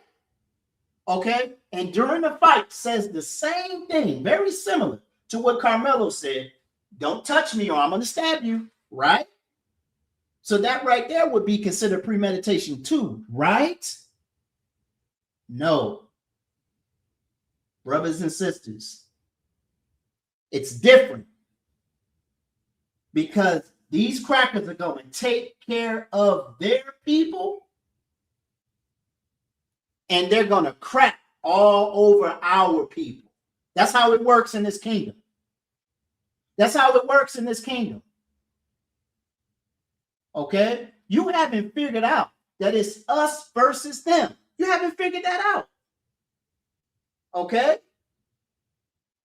They took that doggone whip and ruled you with the sting of the lash. And while they hated you, beat the skin off your ancestors' back. Okay? They beat the skin off your ancestors' back. They still made you think that the people doing all these atrocities to you were greater and better than you. Okay? and they deserve respect while you hate your own people. But you don't understand that the scriptures tell us that it's us against them. Give me the book of Zechariah chapter 12 and verse 2. See, these are the enemies of the Most High God, which makes them your enemy. Okay? Give me Zechariah chapter 12 and verse 2. All right? It's us versus them. This is unjust.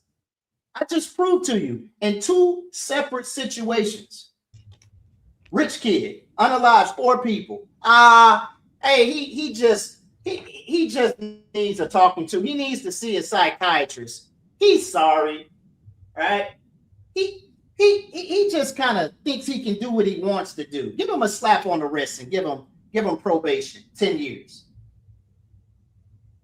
Our brother acts in self-defense, makes a very rash decision, and escalates his self-defense to a height to where he unalives another person.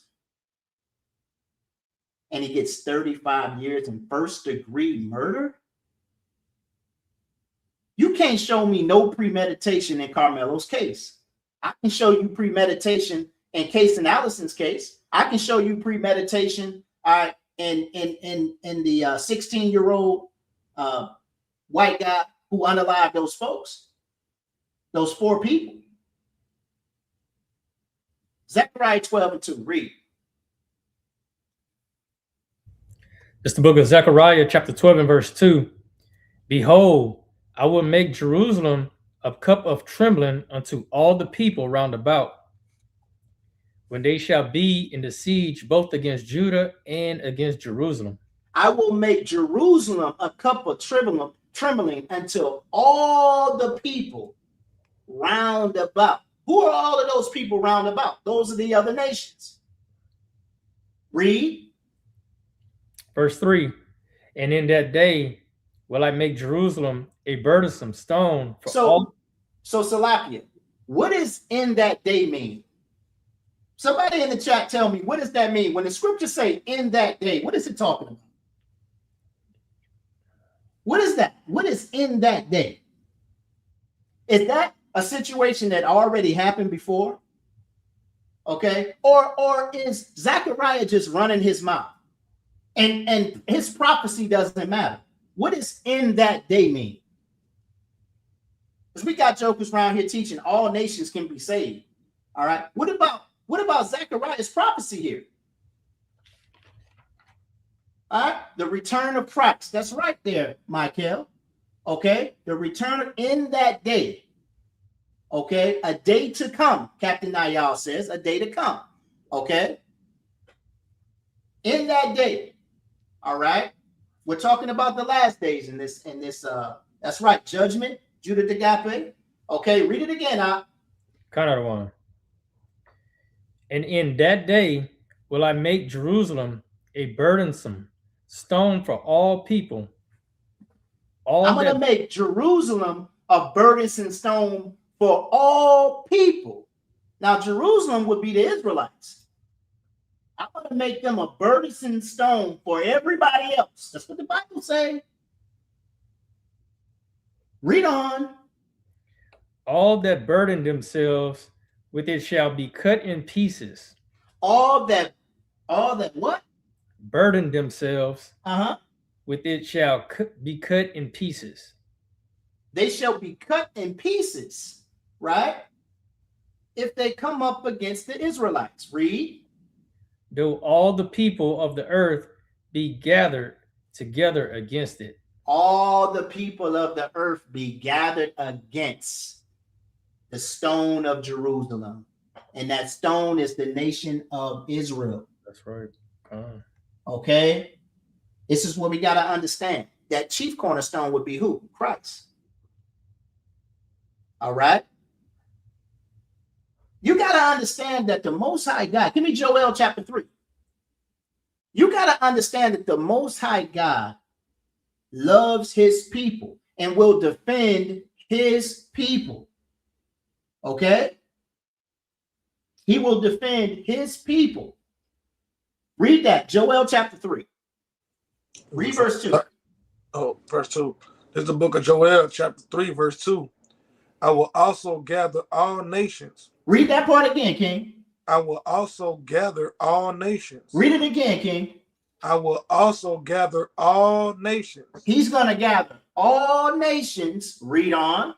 And will bring them down into the valley of Jehoshaphat. The valley of decisions. The valley of Yehoshaphat. Read.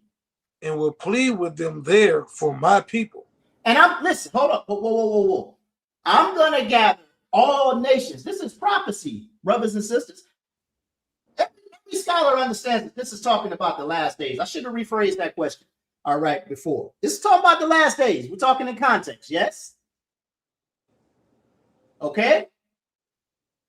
I will also gather all nations and will bring them down to the valley of Yehoshaphat and plead with them for my people.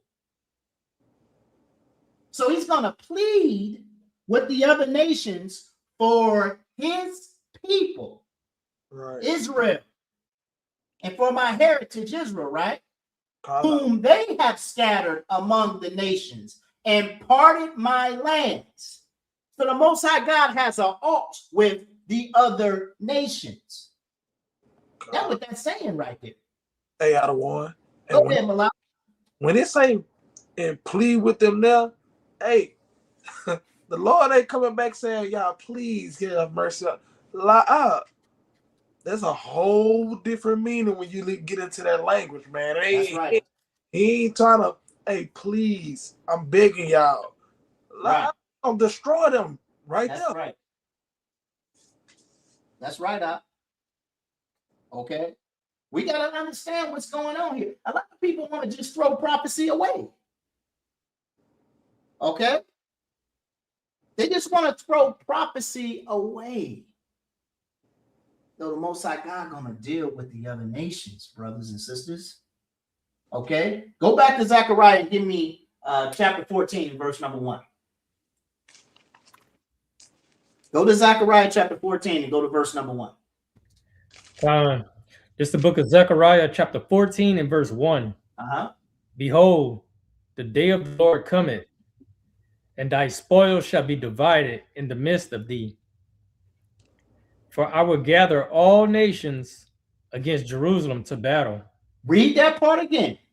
For I will gather all nations against Jerusalem to battle. So in that day, the day of the Lord, he's going to gather all nations against Jerusalem. Who is Jerusalem? It's us versus them. That's right. This is what you don't understand.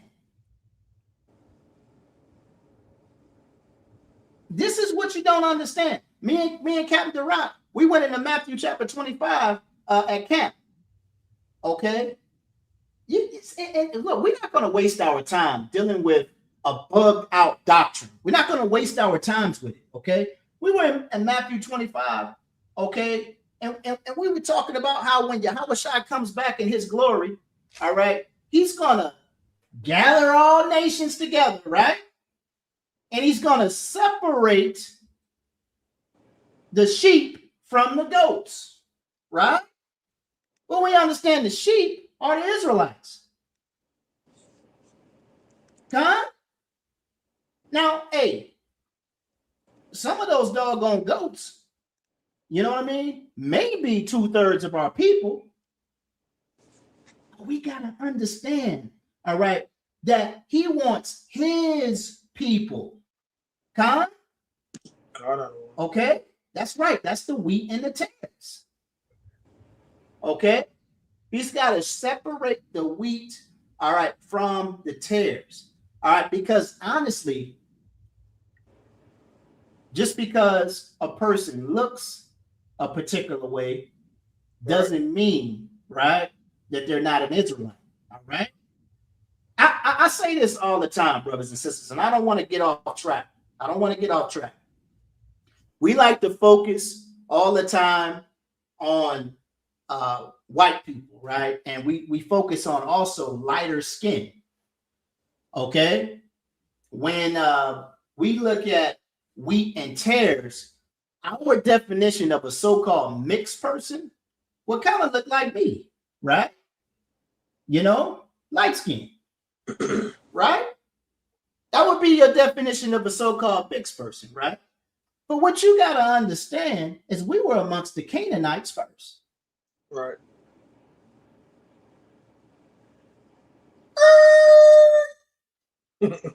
We were amongst the Canaanites first. You wondering why some of these brothers and sisters can't get it? All Israel's not Israel, man. See that? We went down amongst the Egyptians and took doggone some hard labor from them. You don't think our people were intermingling with the Egyptians? One point in time, you had Pharaoh trying to kill off the men, the male children, save the girls. What do you think he was doing with it? Huh? You gotta understand. You don't know who's an Israelite and who's not an Israelite. But I'll tell you this: if you have an unction to keep the commandments of the Most High God, brothers and sisters, okay? Only Israel by name kept the commandments. See, our Negro only brothers and sisters don't want to hear that part where they don't want to hear that. They don't want to hear that. You tell them that they got nowhere to run. Hey, we were amongst the Canaanites first. Then we went down there and took captivity amongst the doggone Egyptians. Why are we always talking about Esau? There's some people who look like Esau that are Israelites. That's right. Look at Blake Griffin's son. That's right, King. Okay. All right. But I want to stay on track, brothers and sisters. Okay. The point is, Christ is going to have to separate the wheat from the tares. Okay. You also have people that have a mentality, okay, of Catholicism. Okay. And regardless of what Christ looks like, he believes that he's their savior too. All right. But you got to understand that Christ is coming back to save his people, right? He's coming back to save his people. You can serve our God, okay? If you're not utterly destroyed, you better hope you're not Esau, okay? You can fall in line, okay? What was mentioned in the law when the Most High God was issuing Abraham commands? All right. When he entered into the covenant of circumcision, what did he say? All those servants in your house, okay, they got to keep the law. Even your cattle. Huh? Okay. It's no different.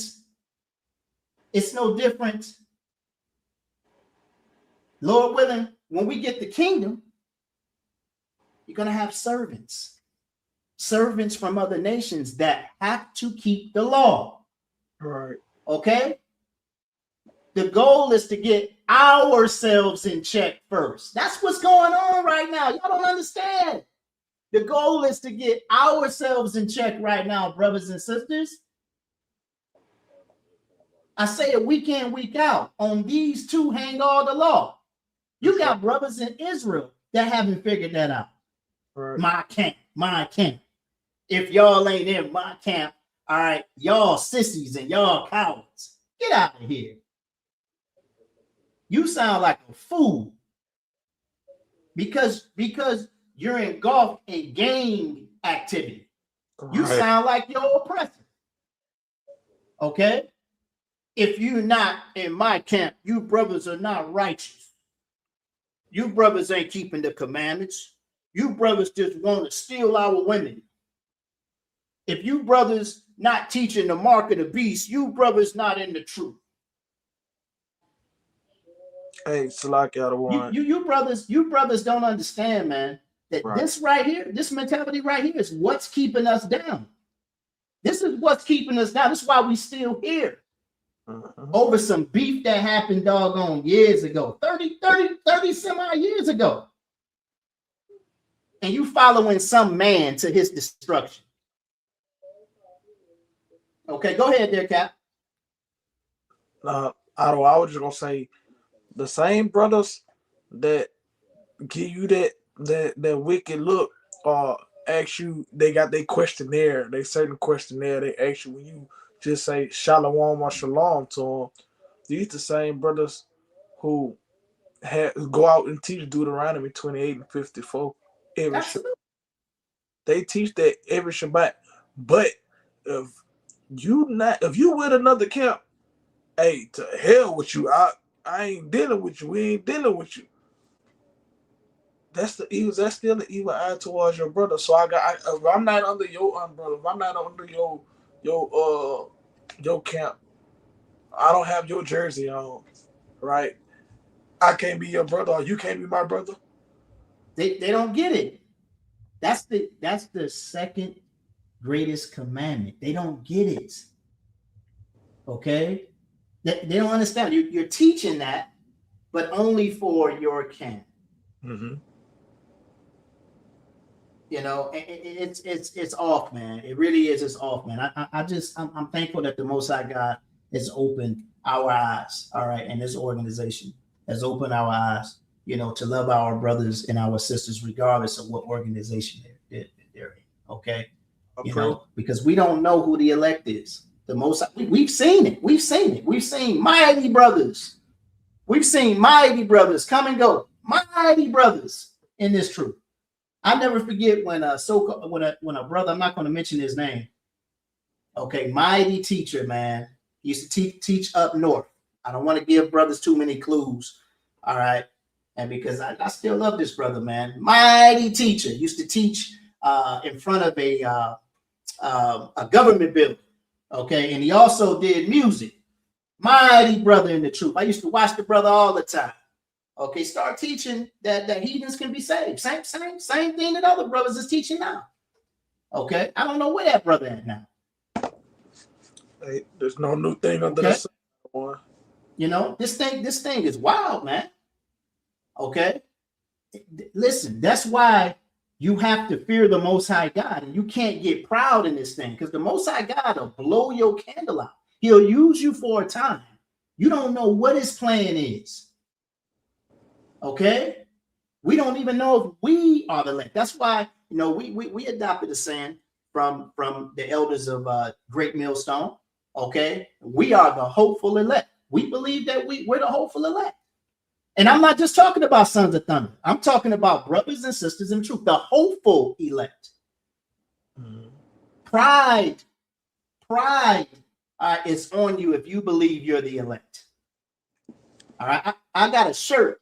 Okay, from somebody. I got a shirt from somebody that say 144 on it, right? I never wear that shirt. I never wear it. Came with the fringes and everything. I never wear that shirt. It's sitting up in the closet, like brand new. I don't feel right wearing that shirt. Okay? Because I just don't know. That's right. It's the hopeful elect, Sister Jasmine. All right. So look, we got two different standards. Okay, being on, getting back on track. Two different standards of justice. Okay, we got Case Allison, 18 years old, stabbed his classmate, guilty of criminally negligent homicide and only received 10 years. I gave you bits and pieces, all right, of the jurors' statements, and you saw that a lot of his acts seemed premeditated. They planned to meet up and fight and everything. All right. Case Allison was asking his friends to bring a gun. He made statements, all right, that he wanted to kick this brother's head in. He wanted to stomp it out and send him to he didn't say the emergency room. What did he say? To intensive care.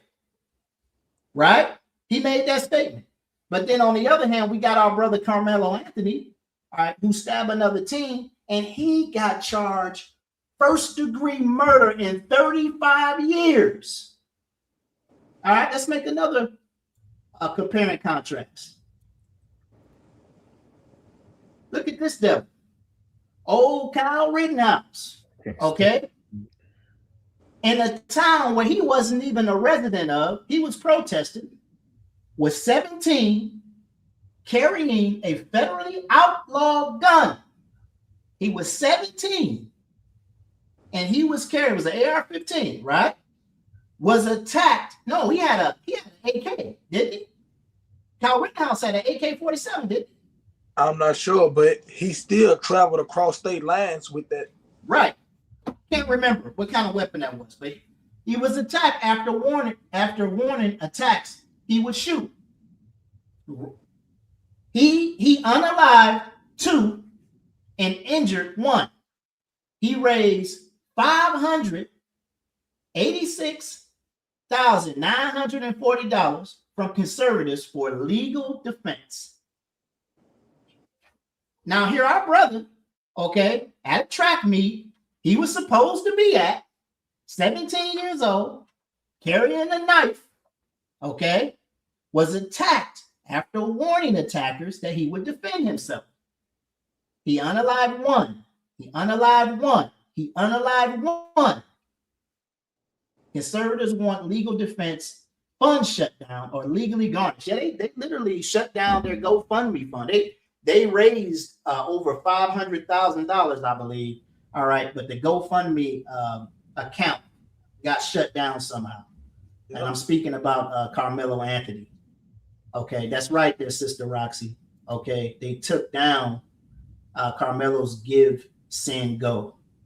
Okay, all right, so brothers and sisters, this is unjust.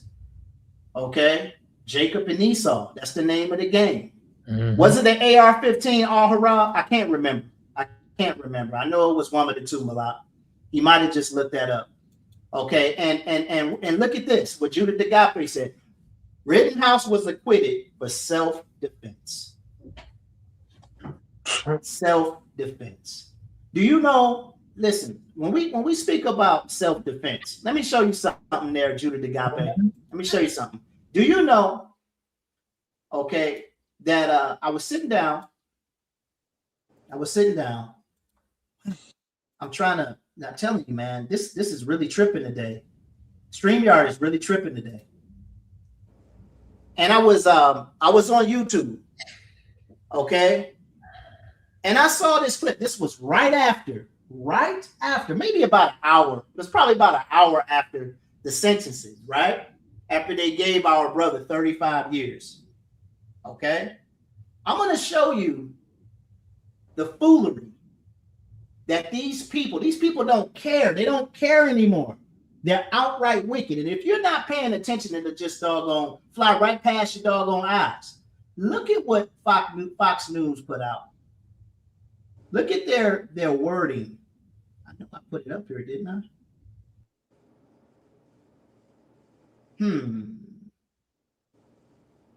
Just a second, brothers and sisters. Let me pull it from the back.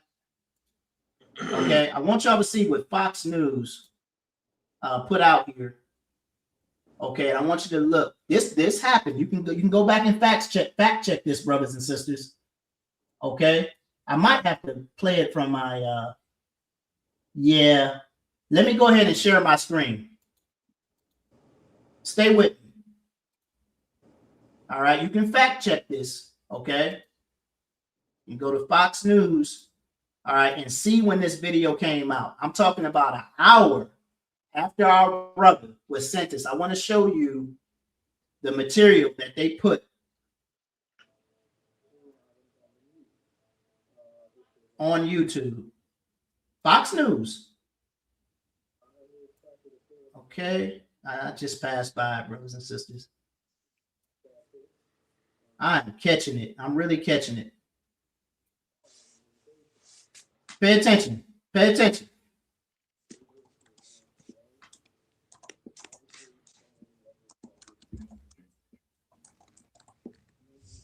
No sound out of one. Y'all can't see. Okay, can you see the title? Con. Can you see it? CENTCOM announces self-defense. Iran strikes. All right. This was like an hour after Carmelo was sentenced to 35 years. Look at the wording here. CENTCOM announces self-defense. Iran strikes. They're playing games, man. This is not a coincidence. They're making mockery of our brother nationwide. Okay? Some of y'all don't see it. Some of y'all think it's just a coincidence. Watch this one. Let me show you something else. Some of y'all think it's just a coincidence. Okay? No, they're making mockery of our brother. Okay? Let me show you something else. All right? You have reporters outside the courtroom, right? And they were talking about the verdict. All right? And I want y'all to see this. Watch this. Fair use, fair use. Show me some love in the chat. I want you to see how these people get down. I want you to listen to this woman speaking. Watch how she gets down. Listen. So to speak, was the fact that there were people out here on both. Let's talk a little bit about the big gorilla in the room, so to speak, was the fact that the big what? The big what? Gorilla. Why did she say that? Well, I heard of the elephant in the room. The elephant in the room would have been fine. What? It's kind of crazy. Why did she say that? I'm telling you, brothers and sisters, they were making mockery of our brother. Okay, every way that they could. Okay, why did she say the big gorilla in the room? I've never heard that before. No. Attention. I ain't never heard that either.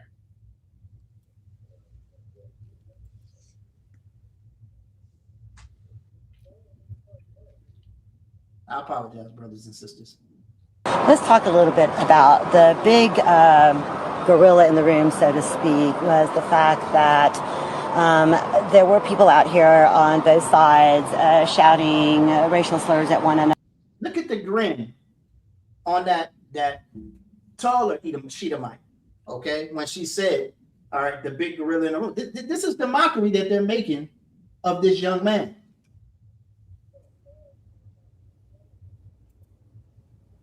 Let's talk a little bit about the big gorilla in the room, so to speak, was the fact that there were people out here on both sides shouting racial slurs at one another. But it was very clear that the prosecution and the defense did not want this to be about race, and they said it wasn't about race. And you could tell by some of the witnesses that were also called by the prosecution. So let's talk a little bit about that. They did have a lot. They want to prove that this is not about race. Okay, you know, you got a lot of black conservatives, all right, that are leading with that argument as well. I'm going to get to Charleston White here in a second. Charleston White also said the same thing. He said that he believes that black people failed Carmelo in this case. Okay, he felt like the family didn't take the right path. Okay, a lot of people are saying that with their choice of attorney. Okay, I guess I'll get into Charleston right now. Okay, fair use, fair use. If you got children around, you know Charleston is a little potty mouth. Okay, all right. So fair use, fair use. All right. Hopefully, brothers and sisters are seeing the injustice. Okay, we're giving you straight facts. Okay, we're showing you, we're comparing and contrasting how their people get judged versus how our people get judged, and it's ridiculous. Okay, our brother did act in self-defense. Our brother made a bad decision, but he acted in self-defense. He didn't deserve that punishment. We understand that they have appealed. Okay, they have appealed. Charleston White claims they got a lot of good evidence. Okay, so we'll see. Fair use, fair use. Show me some love in the chat.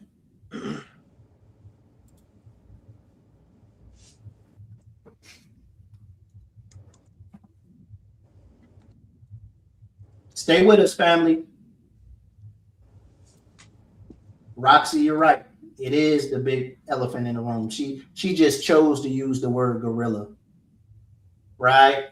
Makes no sense. Straight mockery. With the monkey lips. The Fox News one was crazy though, to me. Self-defense strikes, really? Pay attention. What is wrong?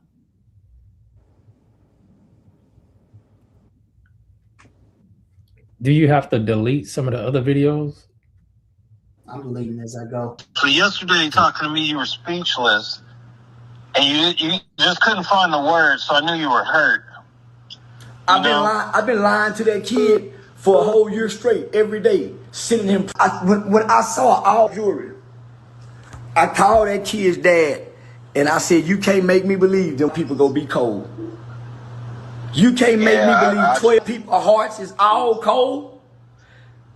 That's what it was for me. When I seen that there wasn't a black person on jewelry, I knew then what we would already be going through. I didn't believe those white people would do that. Why? This right here is how a lot of our people think. That's why they crying. All right? That's why they sighing.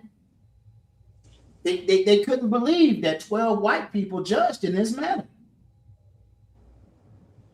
Because in their mind, what they've been taught, all right, from doggone grade school or preschool on up, that there's good in everybody. We all bleed red.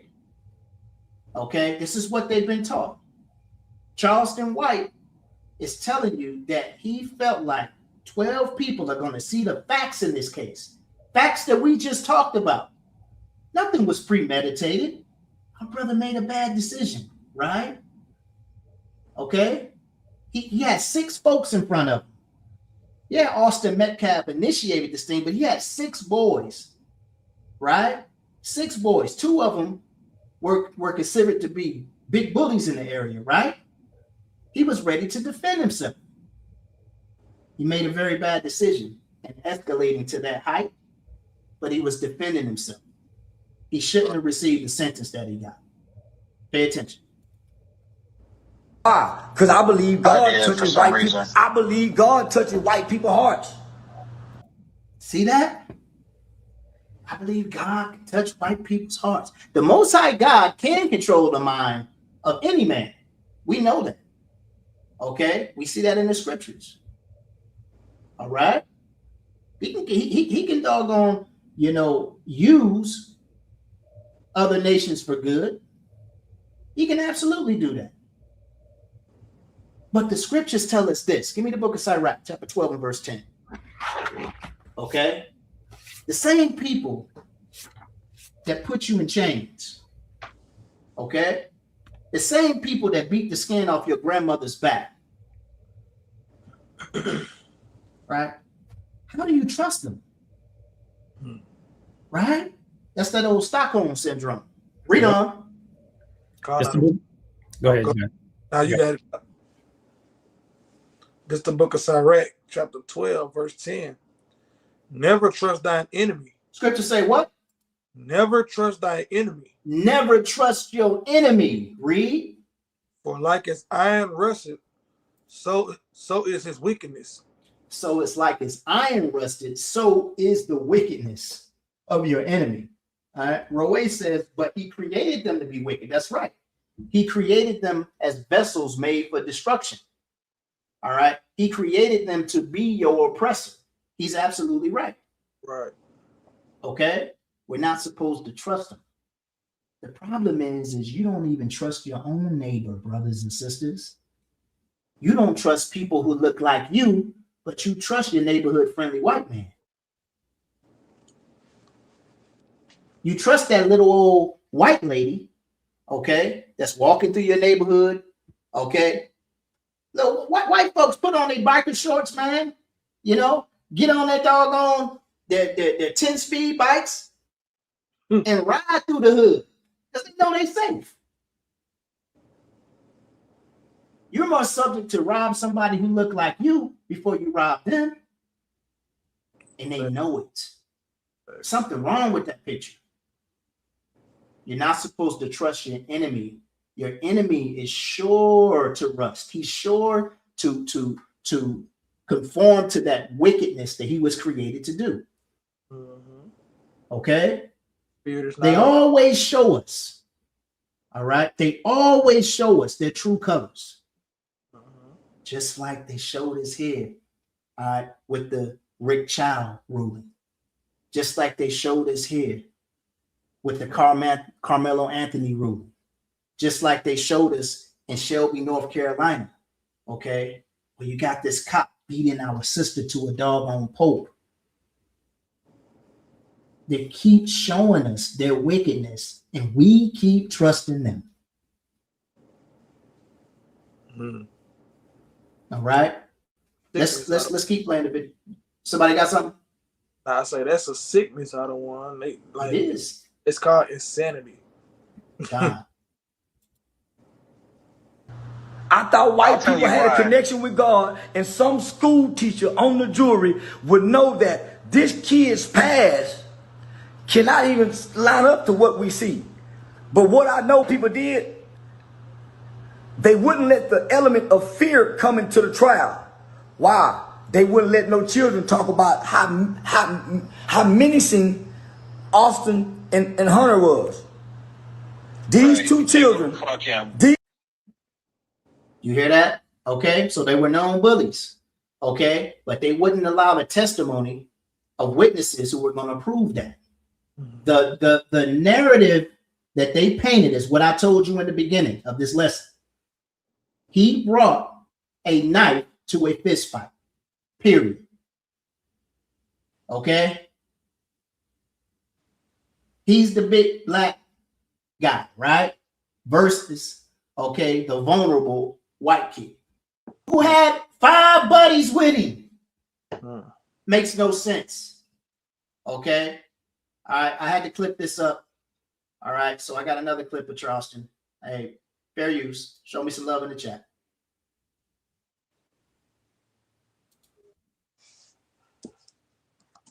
We'll get out of here in a minute, Israel. Stay with us. He's sitting down, a sign of submission and a sign of being subservient. He never stood up to the white man. He stayed sitting down in fear.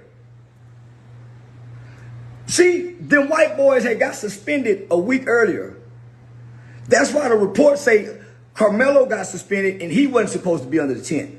Carmelo's mom produced a picture in trial when Carmelo was up under the same tent with the same students just a week prior. You know why Austin and Metcalf wasn't in the picture? Because they were suspended. They were the ones suspended. So when they showed up, they saw a kid that they hadn't seen up under the tent. And they went to... See, they didn't let none of them facts come out. Okay? They didn't let none of them facts come out. You know, story has it. I don't... A lot of stuff is alleged. Okay? A lot of stuff is alleged. I got some videos that Captain Yazabaz sent me. Hopefully we can get to them because we're pushing over 2.5 hours right now. Okay. And I can show you the true colors of these people. All right. It's said that, you know, dad was friends with a lot of people, you know what I mean, in the legal heights. Okay. This is the reason why they're able to get a jury of 12 who don't look like him. Okay, and such a harsh ruling. Okay, because you got that good old boy system going on. Okay, that's what Charleston White's talking about right now. Okay. Bullying. This wasn't about racism. It was like fresh blood to them. Man, he's a new black kid, for one. He's quiet, he stand out, and he's with another mixed black kid. A mulatto. They made the mulatto boy change his statement. So man, I'm putting up $75,000, man. Man, white people can't be that cold. I don't believe it. And that's why I tell you, I know they are. Like, people don't believe, man, the white people in entertainment are the most brutal, dog. And I deal with them every day. Yeah. I lunch with them, I see them, and I know they don't give a shit about their own family, their own mom. So I know how brutal they are. White folks have a history and a track record of covering up the truth. We know that by historical accounts. Yep. But I wouldn't believe, I couldn't believe, homie, that people. I used to have a saying, I used to make a joke. When I go outside and it's really cold, I said, it's colder than an all-white jury out here. Kid never stood up to him. They was afraid of him. He stayed. It's colder than an all-white jury out here. That's something right there. Charleston said he was saying that years ago. Okay? He said he was saying that years ago. And here your brother gets judged by a jury of 12, all white. Okay? He didn't deserve that ruling. Okay? He absolutely didn't deserve that ruling. I'm going to kind of fast forward it a little bit, brothers and sisters. White jewelry out here. And I heard him say one time, they got to be cold in them. All white jewelry is heartless. And I said, nigga, heart. I said, this is what I told nigga. I said, it ain't a heart in a man or woman's body that God can't penetrate. And I'm starting to believe what Malcolm X used to preach, that white people are devils. Because devils, They are. man, listen. Just think about it, dog. They got to be, homie. They got to be. Every place they touch. See, Charleston, he used to speak down on us. Okay? He used to speak down on the Hebrew Israelites. Okay? When he first got his platform. Saying we were full of hate whenever we would say things like that. When you understand, right, that the word devil just means deceiver, right, and that the earth is given into the hands of the wicked, we understand that the devil is in cahoots with Satan, right? Okay? The Most High God even calls Esau, meaning the so-called white man, his sword, right? Because it's his vessel of oppression. Okay? That's who the Most High uses to punish you, Israel. He uses the other nations to whoop you. And Esau is your chief. He is your chief enemy. Give me that in the book of Psalms 83. Go back to Psalms 83. Okay? And I want you all to start at verse number 2 and read on down. I want you to read, all right, these nations. And I'm going to show you something. Keep the two biggest topics we're talking about are the Carmelo Anthony case. So we're talking about Jacob versus Esau, and also Jacob versus Moab. Okay? When we talk about Rick Child, right? So read that. Another one. This is the book of Psalms, chapter 83 and verse 2. For lo, thine enemies make a tumult, and they that hate thee have lifted up the head. He lifted up their head proud against the Israelites. Read on. They have taken crafty counsel against thy people. They've taken crafty counsel against the Israelites. Very sneaky, okay, counsel against the Israelites. Everybody's against us. Read. And have consulted against the hidden ones. The hidden ones are the Israelites. They have said, come and let us cut them off from being a nation. Their goal is to cut you off from being a nation. That's why you're called African American. That's why you're called Mexican. That's why you're called Puerto Rican. That's why you're called Argentinian. That's why you're called Cuban. That's why you're called Haitian. All right? So on and so forth. Hey, Adawan. Okay? That's why you're called blacks. That's why you're called blacks. That's why you're called Negro. That's why you're called niggas. That's why you're called Spicks. Because you're going to be called everything other than who you are. Somebody got to be the Israelites. The Israelites are a real nation of people. That's what our people are so doggone drunk off the wine of Babylon. They can't figure that out. When you read this Bible, you say you believe in it. You say you believe in it. The Israelites are a real nation of people. Where the hell did spiritual Israel come from? No, the Israelites, the real Israelites, blood descendants of Abraham, Isaac, and Jacob are still on the earth today. And there's prophecy in this book about these people. They're scattered into all nations. Why is it so far-fetched when we say we're the Israelites? We fit the description of all the curses and all the atrocities. Okay? But you're so quick to send your money over to that land, to the state of Israel, to Netanyahu and them, right? You're quick to bow your knee to a white Jesus.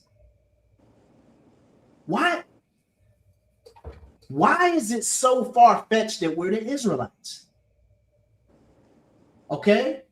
Why is it a crime to love my people and to prefer my people? I was going over this at camp this past week. Okay. You want to call us racist, right? There's a difference between being preferring your people than to being prejudiced or being a bigot. Okay. When you look up the definition of racist today, racist says a system that oppresses people. We can't be racist. We don't have the power to be racist. Look at the thumbnail. We don't have the power to be. Hey. Unless they change the definition in the last 5 minutes. Matter of fact, let's look at it. Let's share the screen and let's look up the definition of racist. We just pulled this up at camp this past Saturday, right? Pay attention. Pay attention, family. You should be seeing my screen now. Okay? Definition of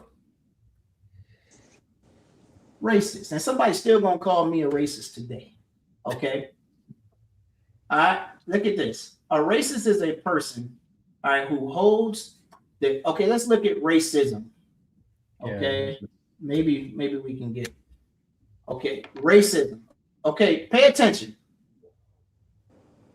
All right, pay attention. Racism is a prejudice, discrimination, or antagonism directed against someone of a different race, typically based on the belief that one's own race is superior. You see how they changed it that quick to rap? But reading on, beyond individual interaction, it also encompasses systemic oppression,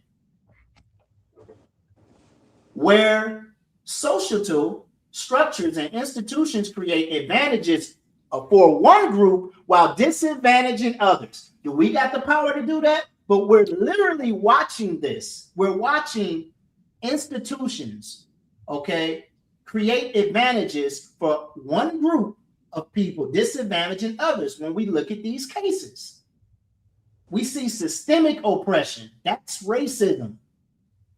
Okay, so we can't be racist. Huh? See how that thing changed? We got AI getting ideas from everywhere, Captain DeRock. That ain't how we read on Saturday. They did. That's crazy. And his joke is the slick. Change in 5 minutes too.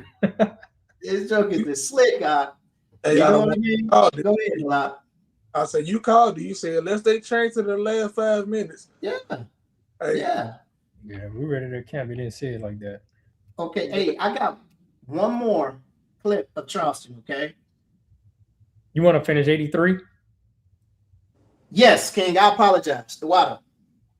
Yeah, because it's going to go into those nations, like you were saying. Con, I apologize. Go ahead. What was it? Okay, verse 4. They have said, this is the book of Psalm, chapter 83 and verse 4. They have said, come and let us cut them off from being a nation, that the name of Israel may be no more in remembrance. So that your nation could be no more in remembrance. With the sister Roxy Judah put in there, Dominican. Okay. I'm Dominicana, no Negro.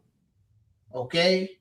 No, you don't understand. Me and my rib was at we were at Walmart. Okay, we're at Walmart. We get ready to go in, and we seen these Issacharites. When you go over to Opelika, Alabama, it's a bunch of Issacharites that live over there. Okay, Issachar came like right in front of the car. He was looking at this old school. It was an old school car out there. It was like an old school Chevy, man. He was looking at, and he doggone was blacker than DeRock. All right. Issachar had to be probably about touching 70, 75, right? He was darker than Captain DeRock. Okay. I took a picture. I was sneaking pictures, right? But I only got like the back of his head. You know what I mean? I was saying this is amazing. When I see that type of thing, Captain Yatham, it amazes me, man. Okay, it amazes me because we're the same. Okay, when we go through the mixing, right, and dealing with the other nations, you see differences. Huh? God, I don't want. All right, it's wild. Yeah, I was sneaking pictures. Okay, you know what I mean. I know I want to make a point. All right, but hey, let me. Charleston said that he believes, all right, the white man is the devil. Okay, because he's starting to see his rust come to the forefront. He's starting to see that the man of perdition will be revealed. Okay, the man of perdition will be revealed in those days. His skirt is being lifted up. Right. These devils don't have no remorse. All right, they don't have no remorse. I'm gonna play this clip that Yazabad sent me, man. Okay. Now, is Cat Yazabad, is he still on in the background? No, he's not. He assured me that this was a good clip, brothers and sisters. So pay attention. I'm watching it for the first time with y'all. I think I watched this other one. Yep. Charleston White, you look like a fucking crackhead.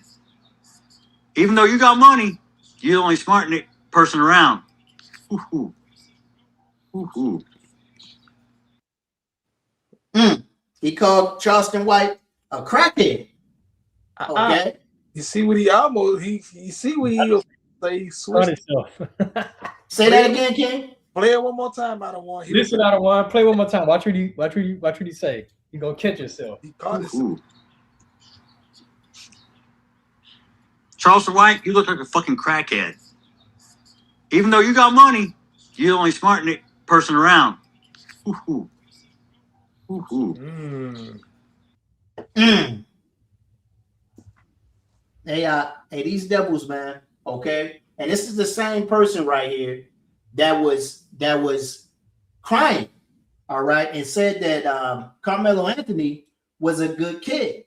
Okay, he said Carmelo Anthony was a good kid, and he already forgave Carmelo.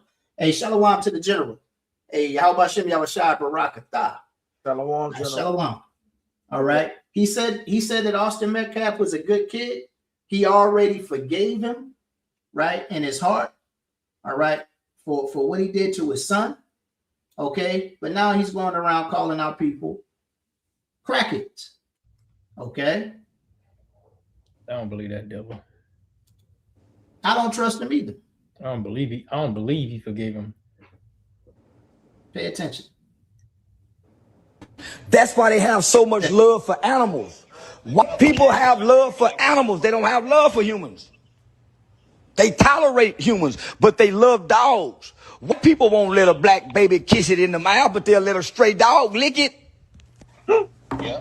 So I'm starting to think people don't have a real human connection for them to sit and look at a kid who have no history.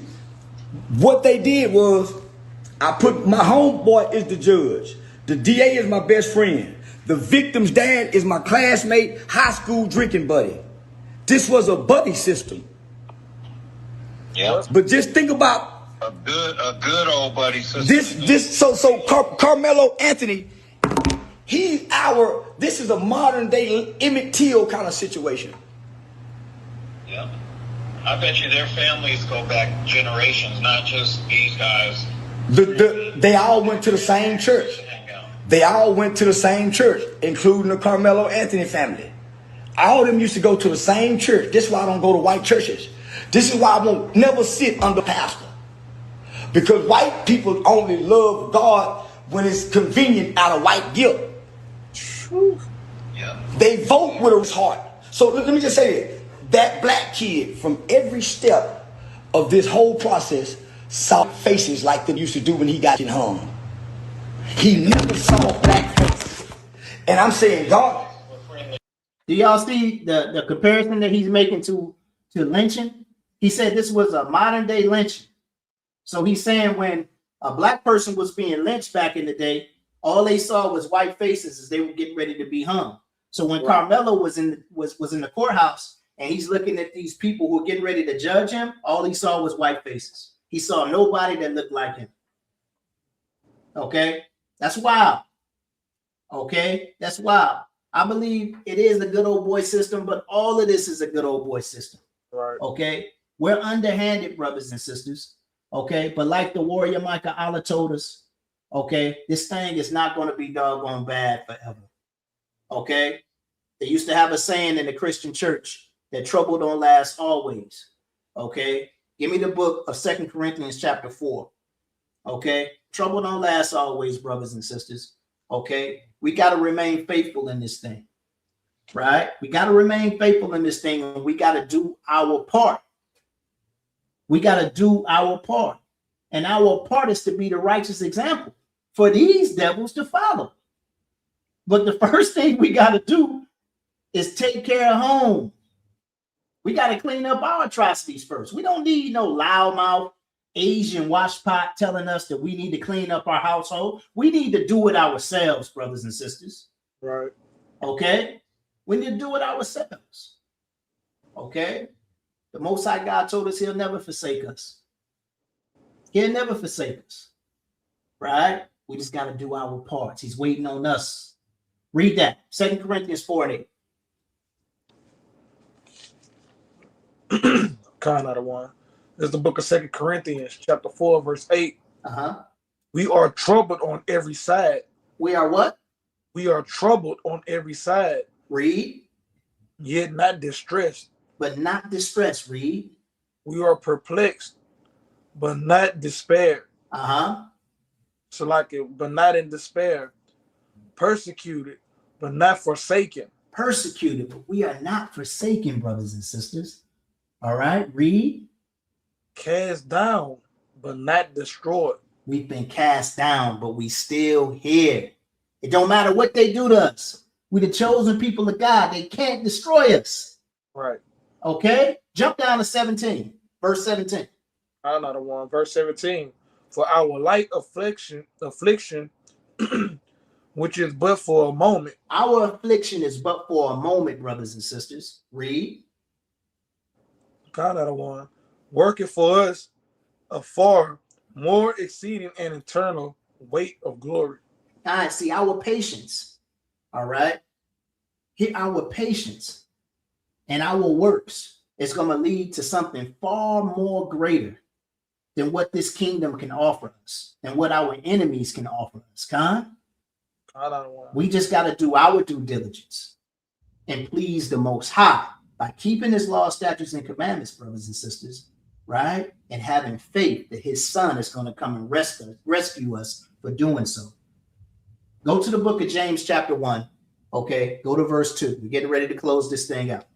I'm sorry I kept you all this late. I wanted to doggone bring out a lot of the facts, brothers and sisters. I did skip some stuff, all right? But I hope that you brothers and sisters can see the compare and contrast, all right, and how dirty these people do our people. Okay, it's very clear.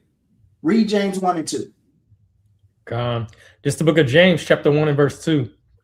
My brethren, count it all joy when ye fall into divers temptations. Count it all joy, all right, when these devils stack up the decks against you. Read.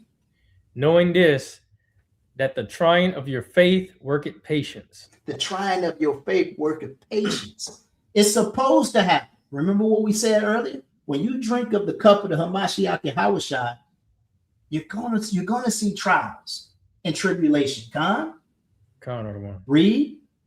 But let patience have her perfect work. But let patience have her perfect work. Read. That ye may be perfect and entire, wanting nothing. That you may be perfect and entire and wanting nothing. Right? That's what your heaven gonna look like. You're gonna want for nothing. No pain no more. Okay? No more suffering. No more white man foot on your neck. Okay? No more doggone Asians watching you while you in the store. Okay? Hurry up and buy, like the brothers was bringing out. Okay? And I speak as a man. No more of that. Okay? Your kingdom is to come, Israel. Okay? But we got to do our part. The kingdom of heaven is within you. But you haven't figured out that coming together with your own people and loving your brother and sister is the remedy. Okay? You say you love Christ. You say you love the Most High God. Well, prove it. Prove it. Are you going to boycott this thing for just a moment and then go back to sending these devil's kids back to the greatest schools, right? Building up their communities, sending money back to doggone China and Korea, Okay? Are you going to take care of home? Are you going to get your affairs in order? All right? Are we going to build our own? Have that village mentality like we used to have. Okay? And love one another. That's the kingdom being inside of us. Keeping the Most High's law, statutes, and commandments. That's how you love the Most High God. And loving your brother and your sister as yourself. On those two, hang all the law. God? Hey, we love you, brothers and sisters. Okay? We pray that you brothers and sisters were edified and that we made our point. And we pray that you watch and tune in to all of our classes, brothers and sisters. And we got classes almost on every day of the week. I believe the only day that we don't have classes, we're doing Bible study. Okay? We're doing Bible study, and that's on Wednesday. Con? Okay? Make sure you tune in to all of our platforms. Okay, I'm telling you, man, I'm catching hell on StreamYard today. It's so slow. Truth Tuesdays, taught by the SOT Watchtower brothers, Captain Kaya and company, 8:45 every Tuesday, Eastern Standard Time. All right, Conversation for the Nation, which is this platform right here. Okay, with myself, Captain Micaiah, Captain Durant, Captain Yazabad, Captain Yatham. Okay, Captain Nayal. Okay, we miss you, brother. All right, let me stop. I love that brother, man. I love all my brothers who bar for bar. Okay, and the Friday night Sabbath class with the general. Okay, that's going to be tomorrow at 8:45 p.m. Eastern Standard Time. Make sure you tune in. I'm pretty sure the general going to have something to say, okay, about all these atrocities as well. Okay, so y'all tune in, all right, to the Sabbath class. After hours, okay, takes place right after the general's class for Captain Shalimah.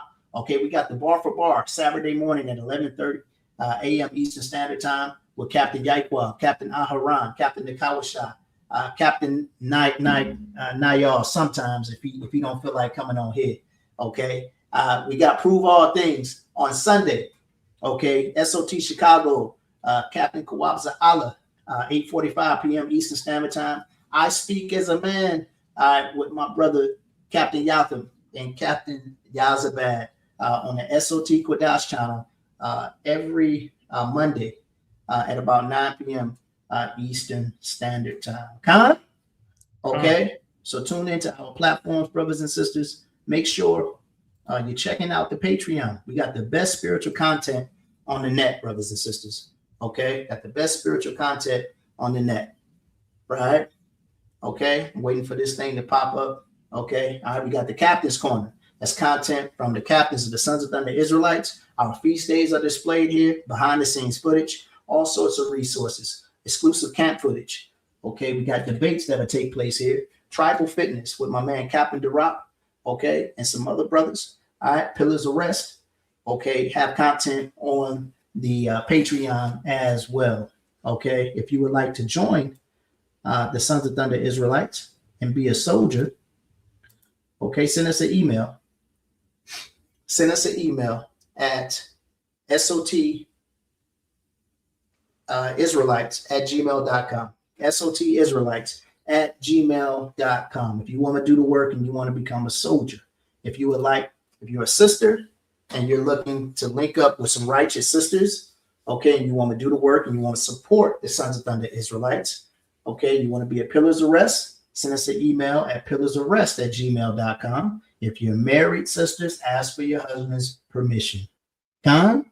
Okay? Hey, we love you, brothers and sisters. Hey, Lord willing, we can see you, brothers and sisters, again next week for another episode of Conversation for the Nation, Lord willing. Okay? We'd like to give all praises, glory, and honor to Yahweh, Bahashem, Hamashiach, Yahweh Shai. I'd like to give a hearty shalom to General Yahweh. Shalom. Thank you for watching. If you would like to support the body, you can donate via Cash App, PayPal, or Zelle.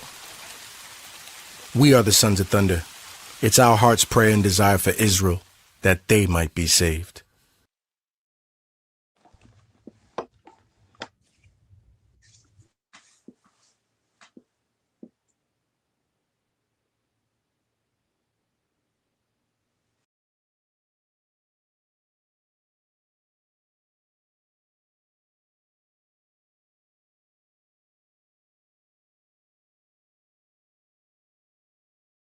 purpose.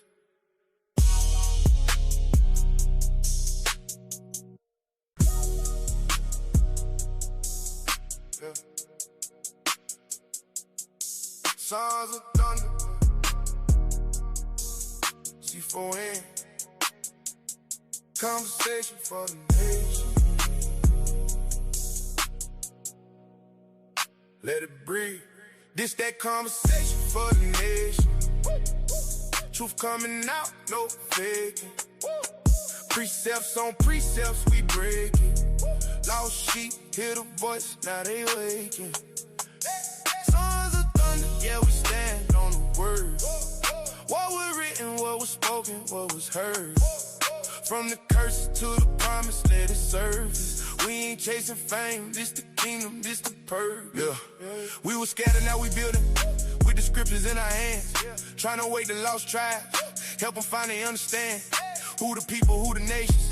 What the prophecy reveal. Why the world so upside down. Why people never heal. We speak law, we speak grace. We speak Christ and who we are. Why they lied about the image. Why they hid it from afar. Why the curses fit the people. Why the shit was in the text. Why repentance ain't emotion. It's correction and what's next. Yeah, we talk about the kingdom and the fall of Babylon. How the meat gon' get the earth and the proud won't hold it long. How the family got it healed. How the brothers got it grow. How the women need they honor. That's the order that we know. This that conversation for the nation. Truth coming out, no faking. Precepts on precepts, we break it. Lost sheep, hear the voice, now they waking.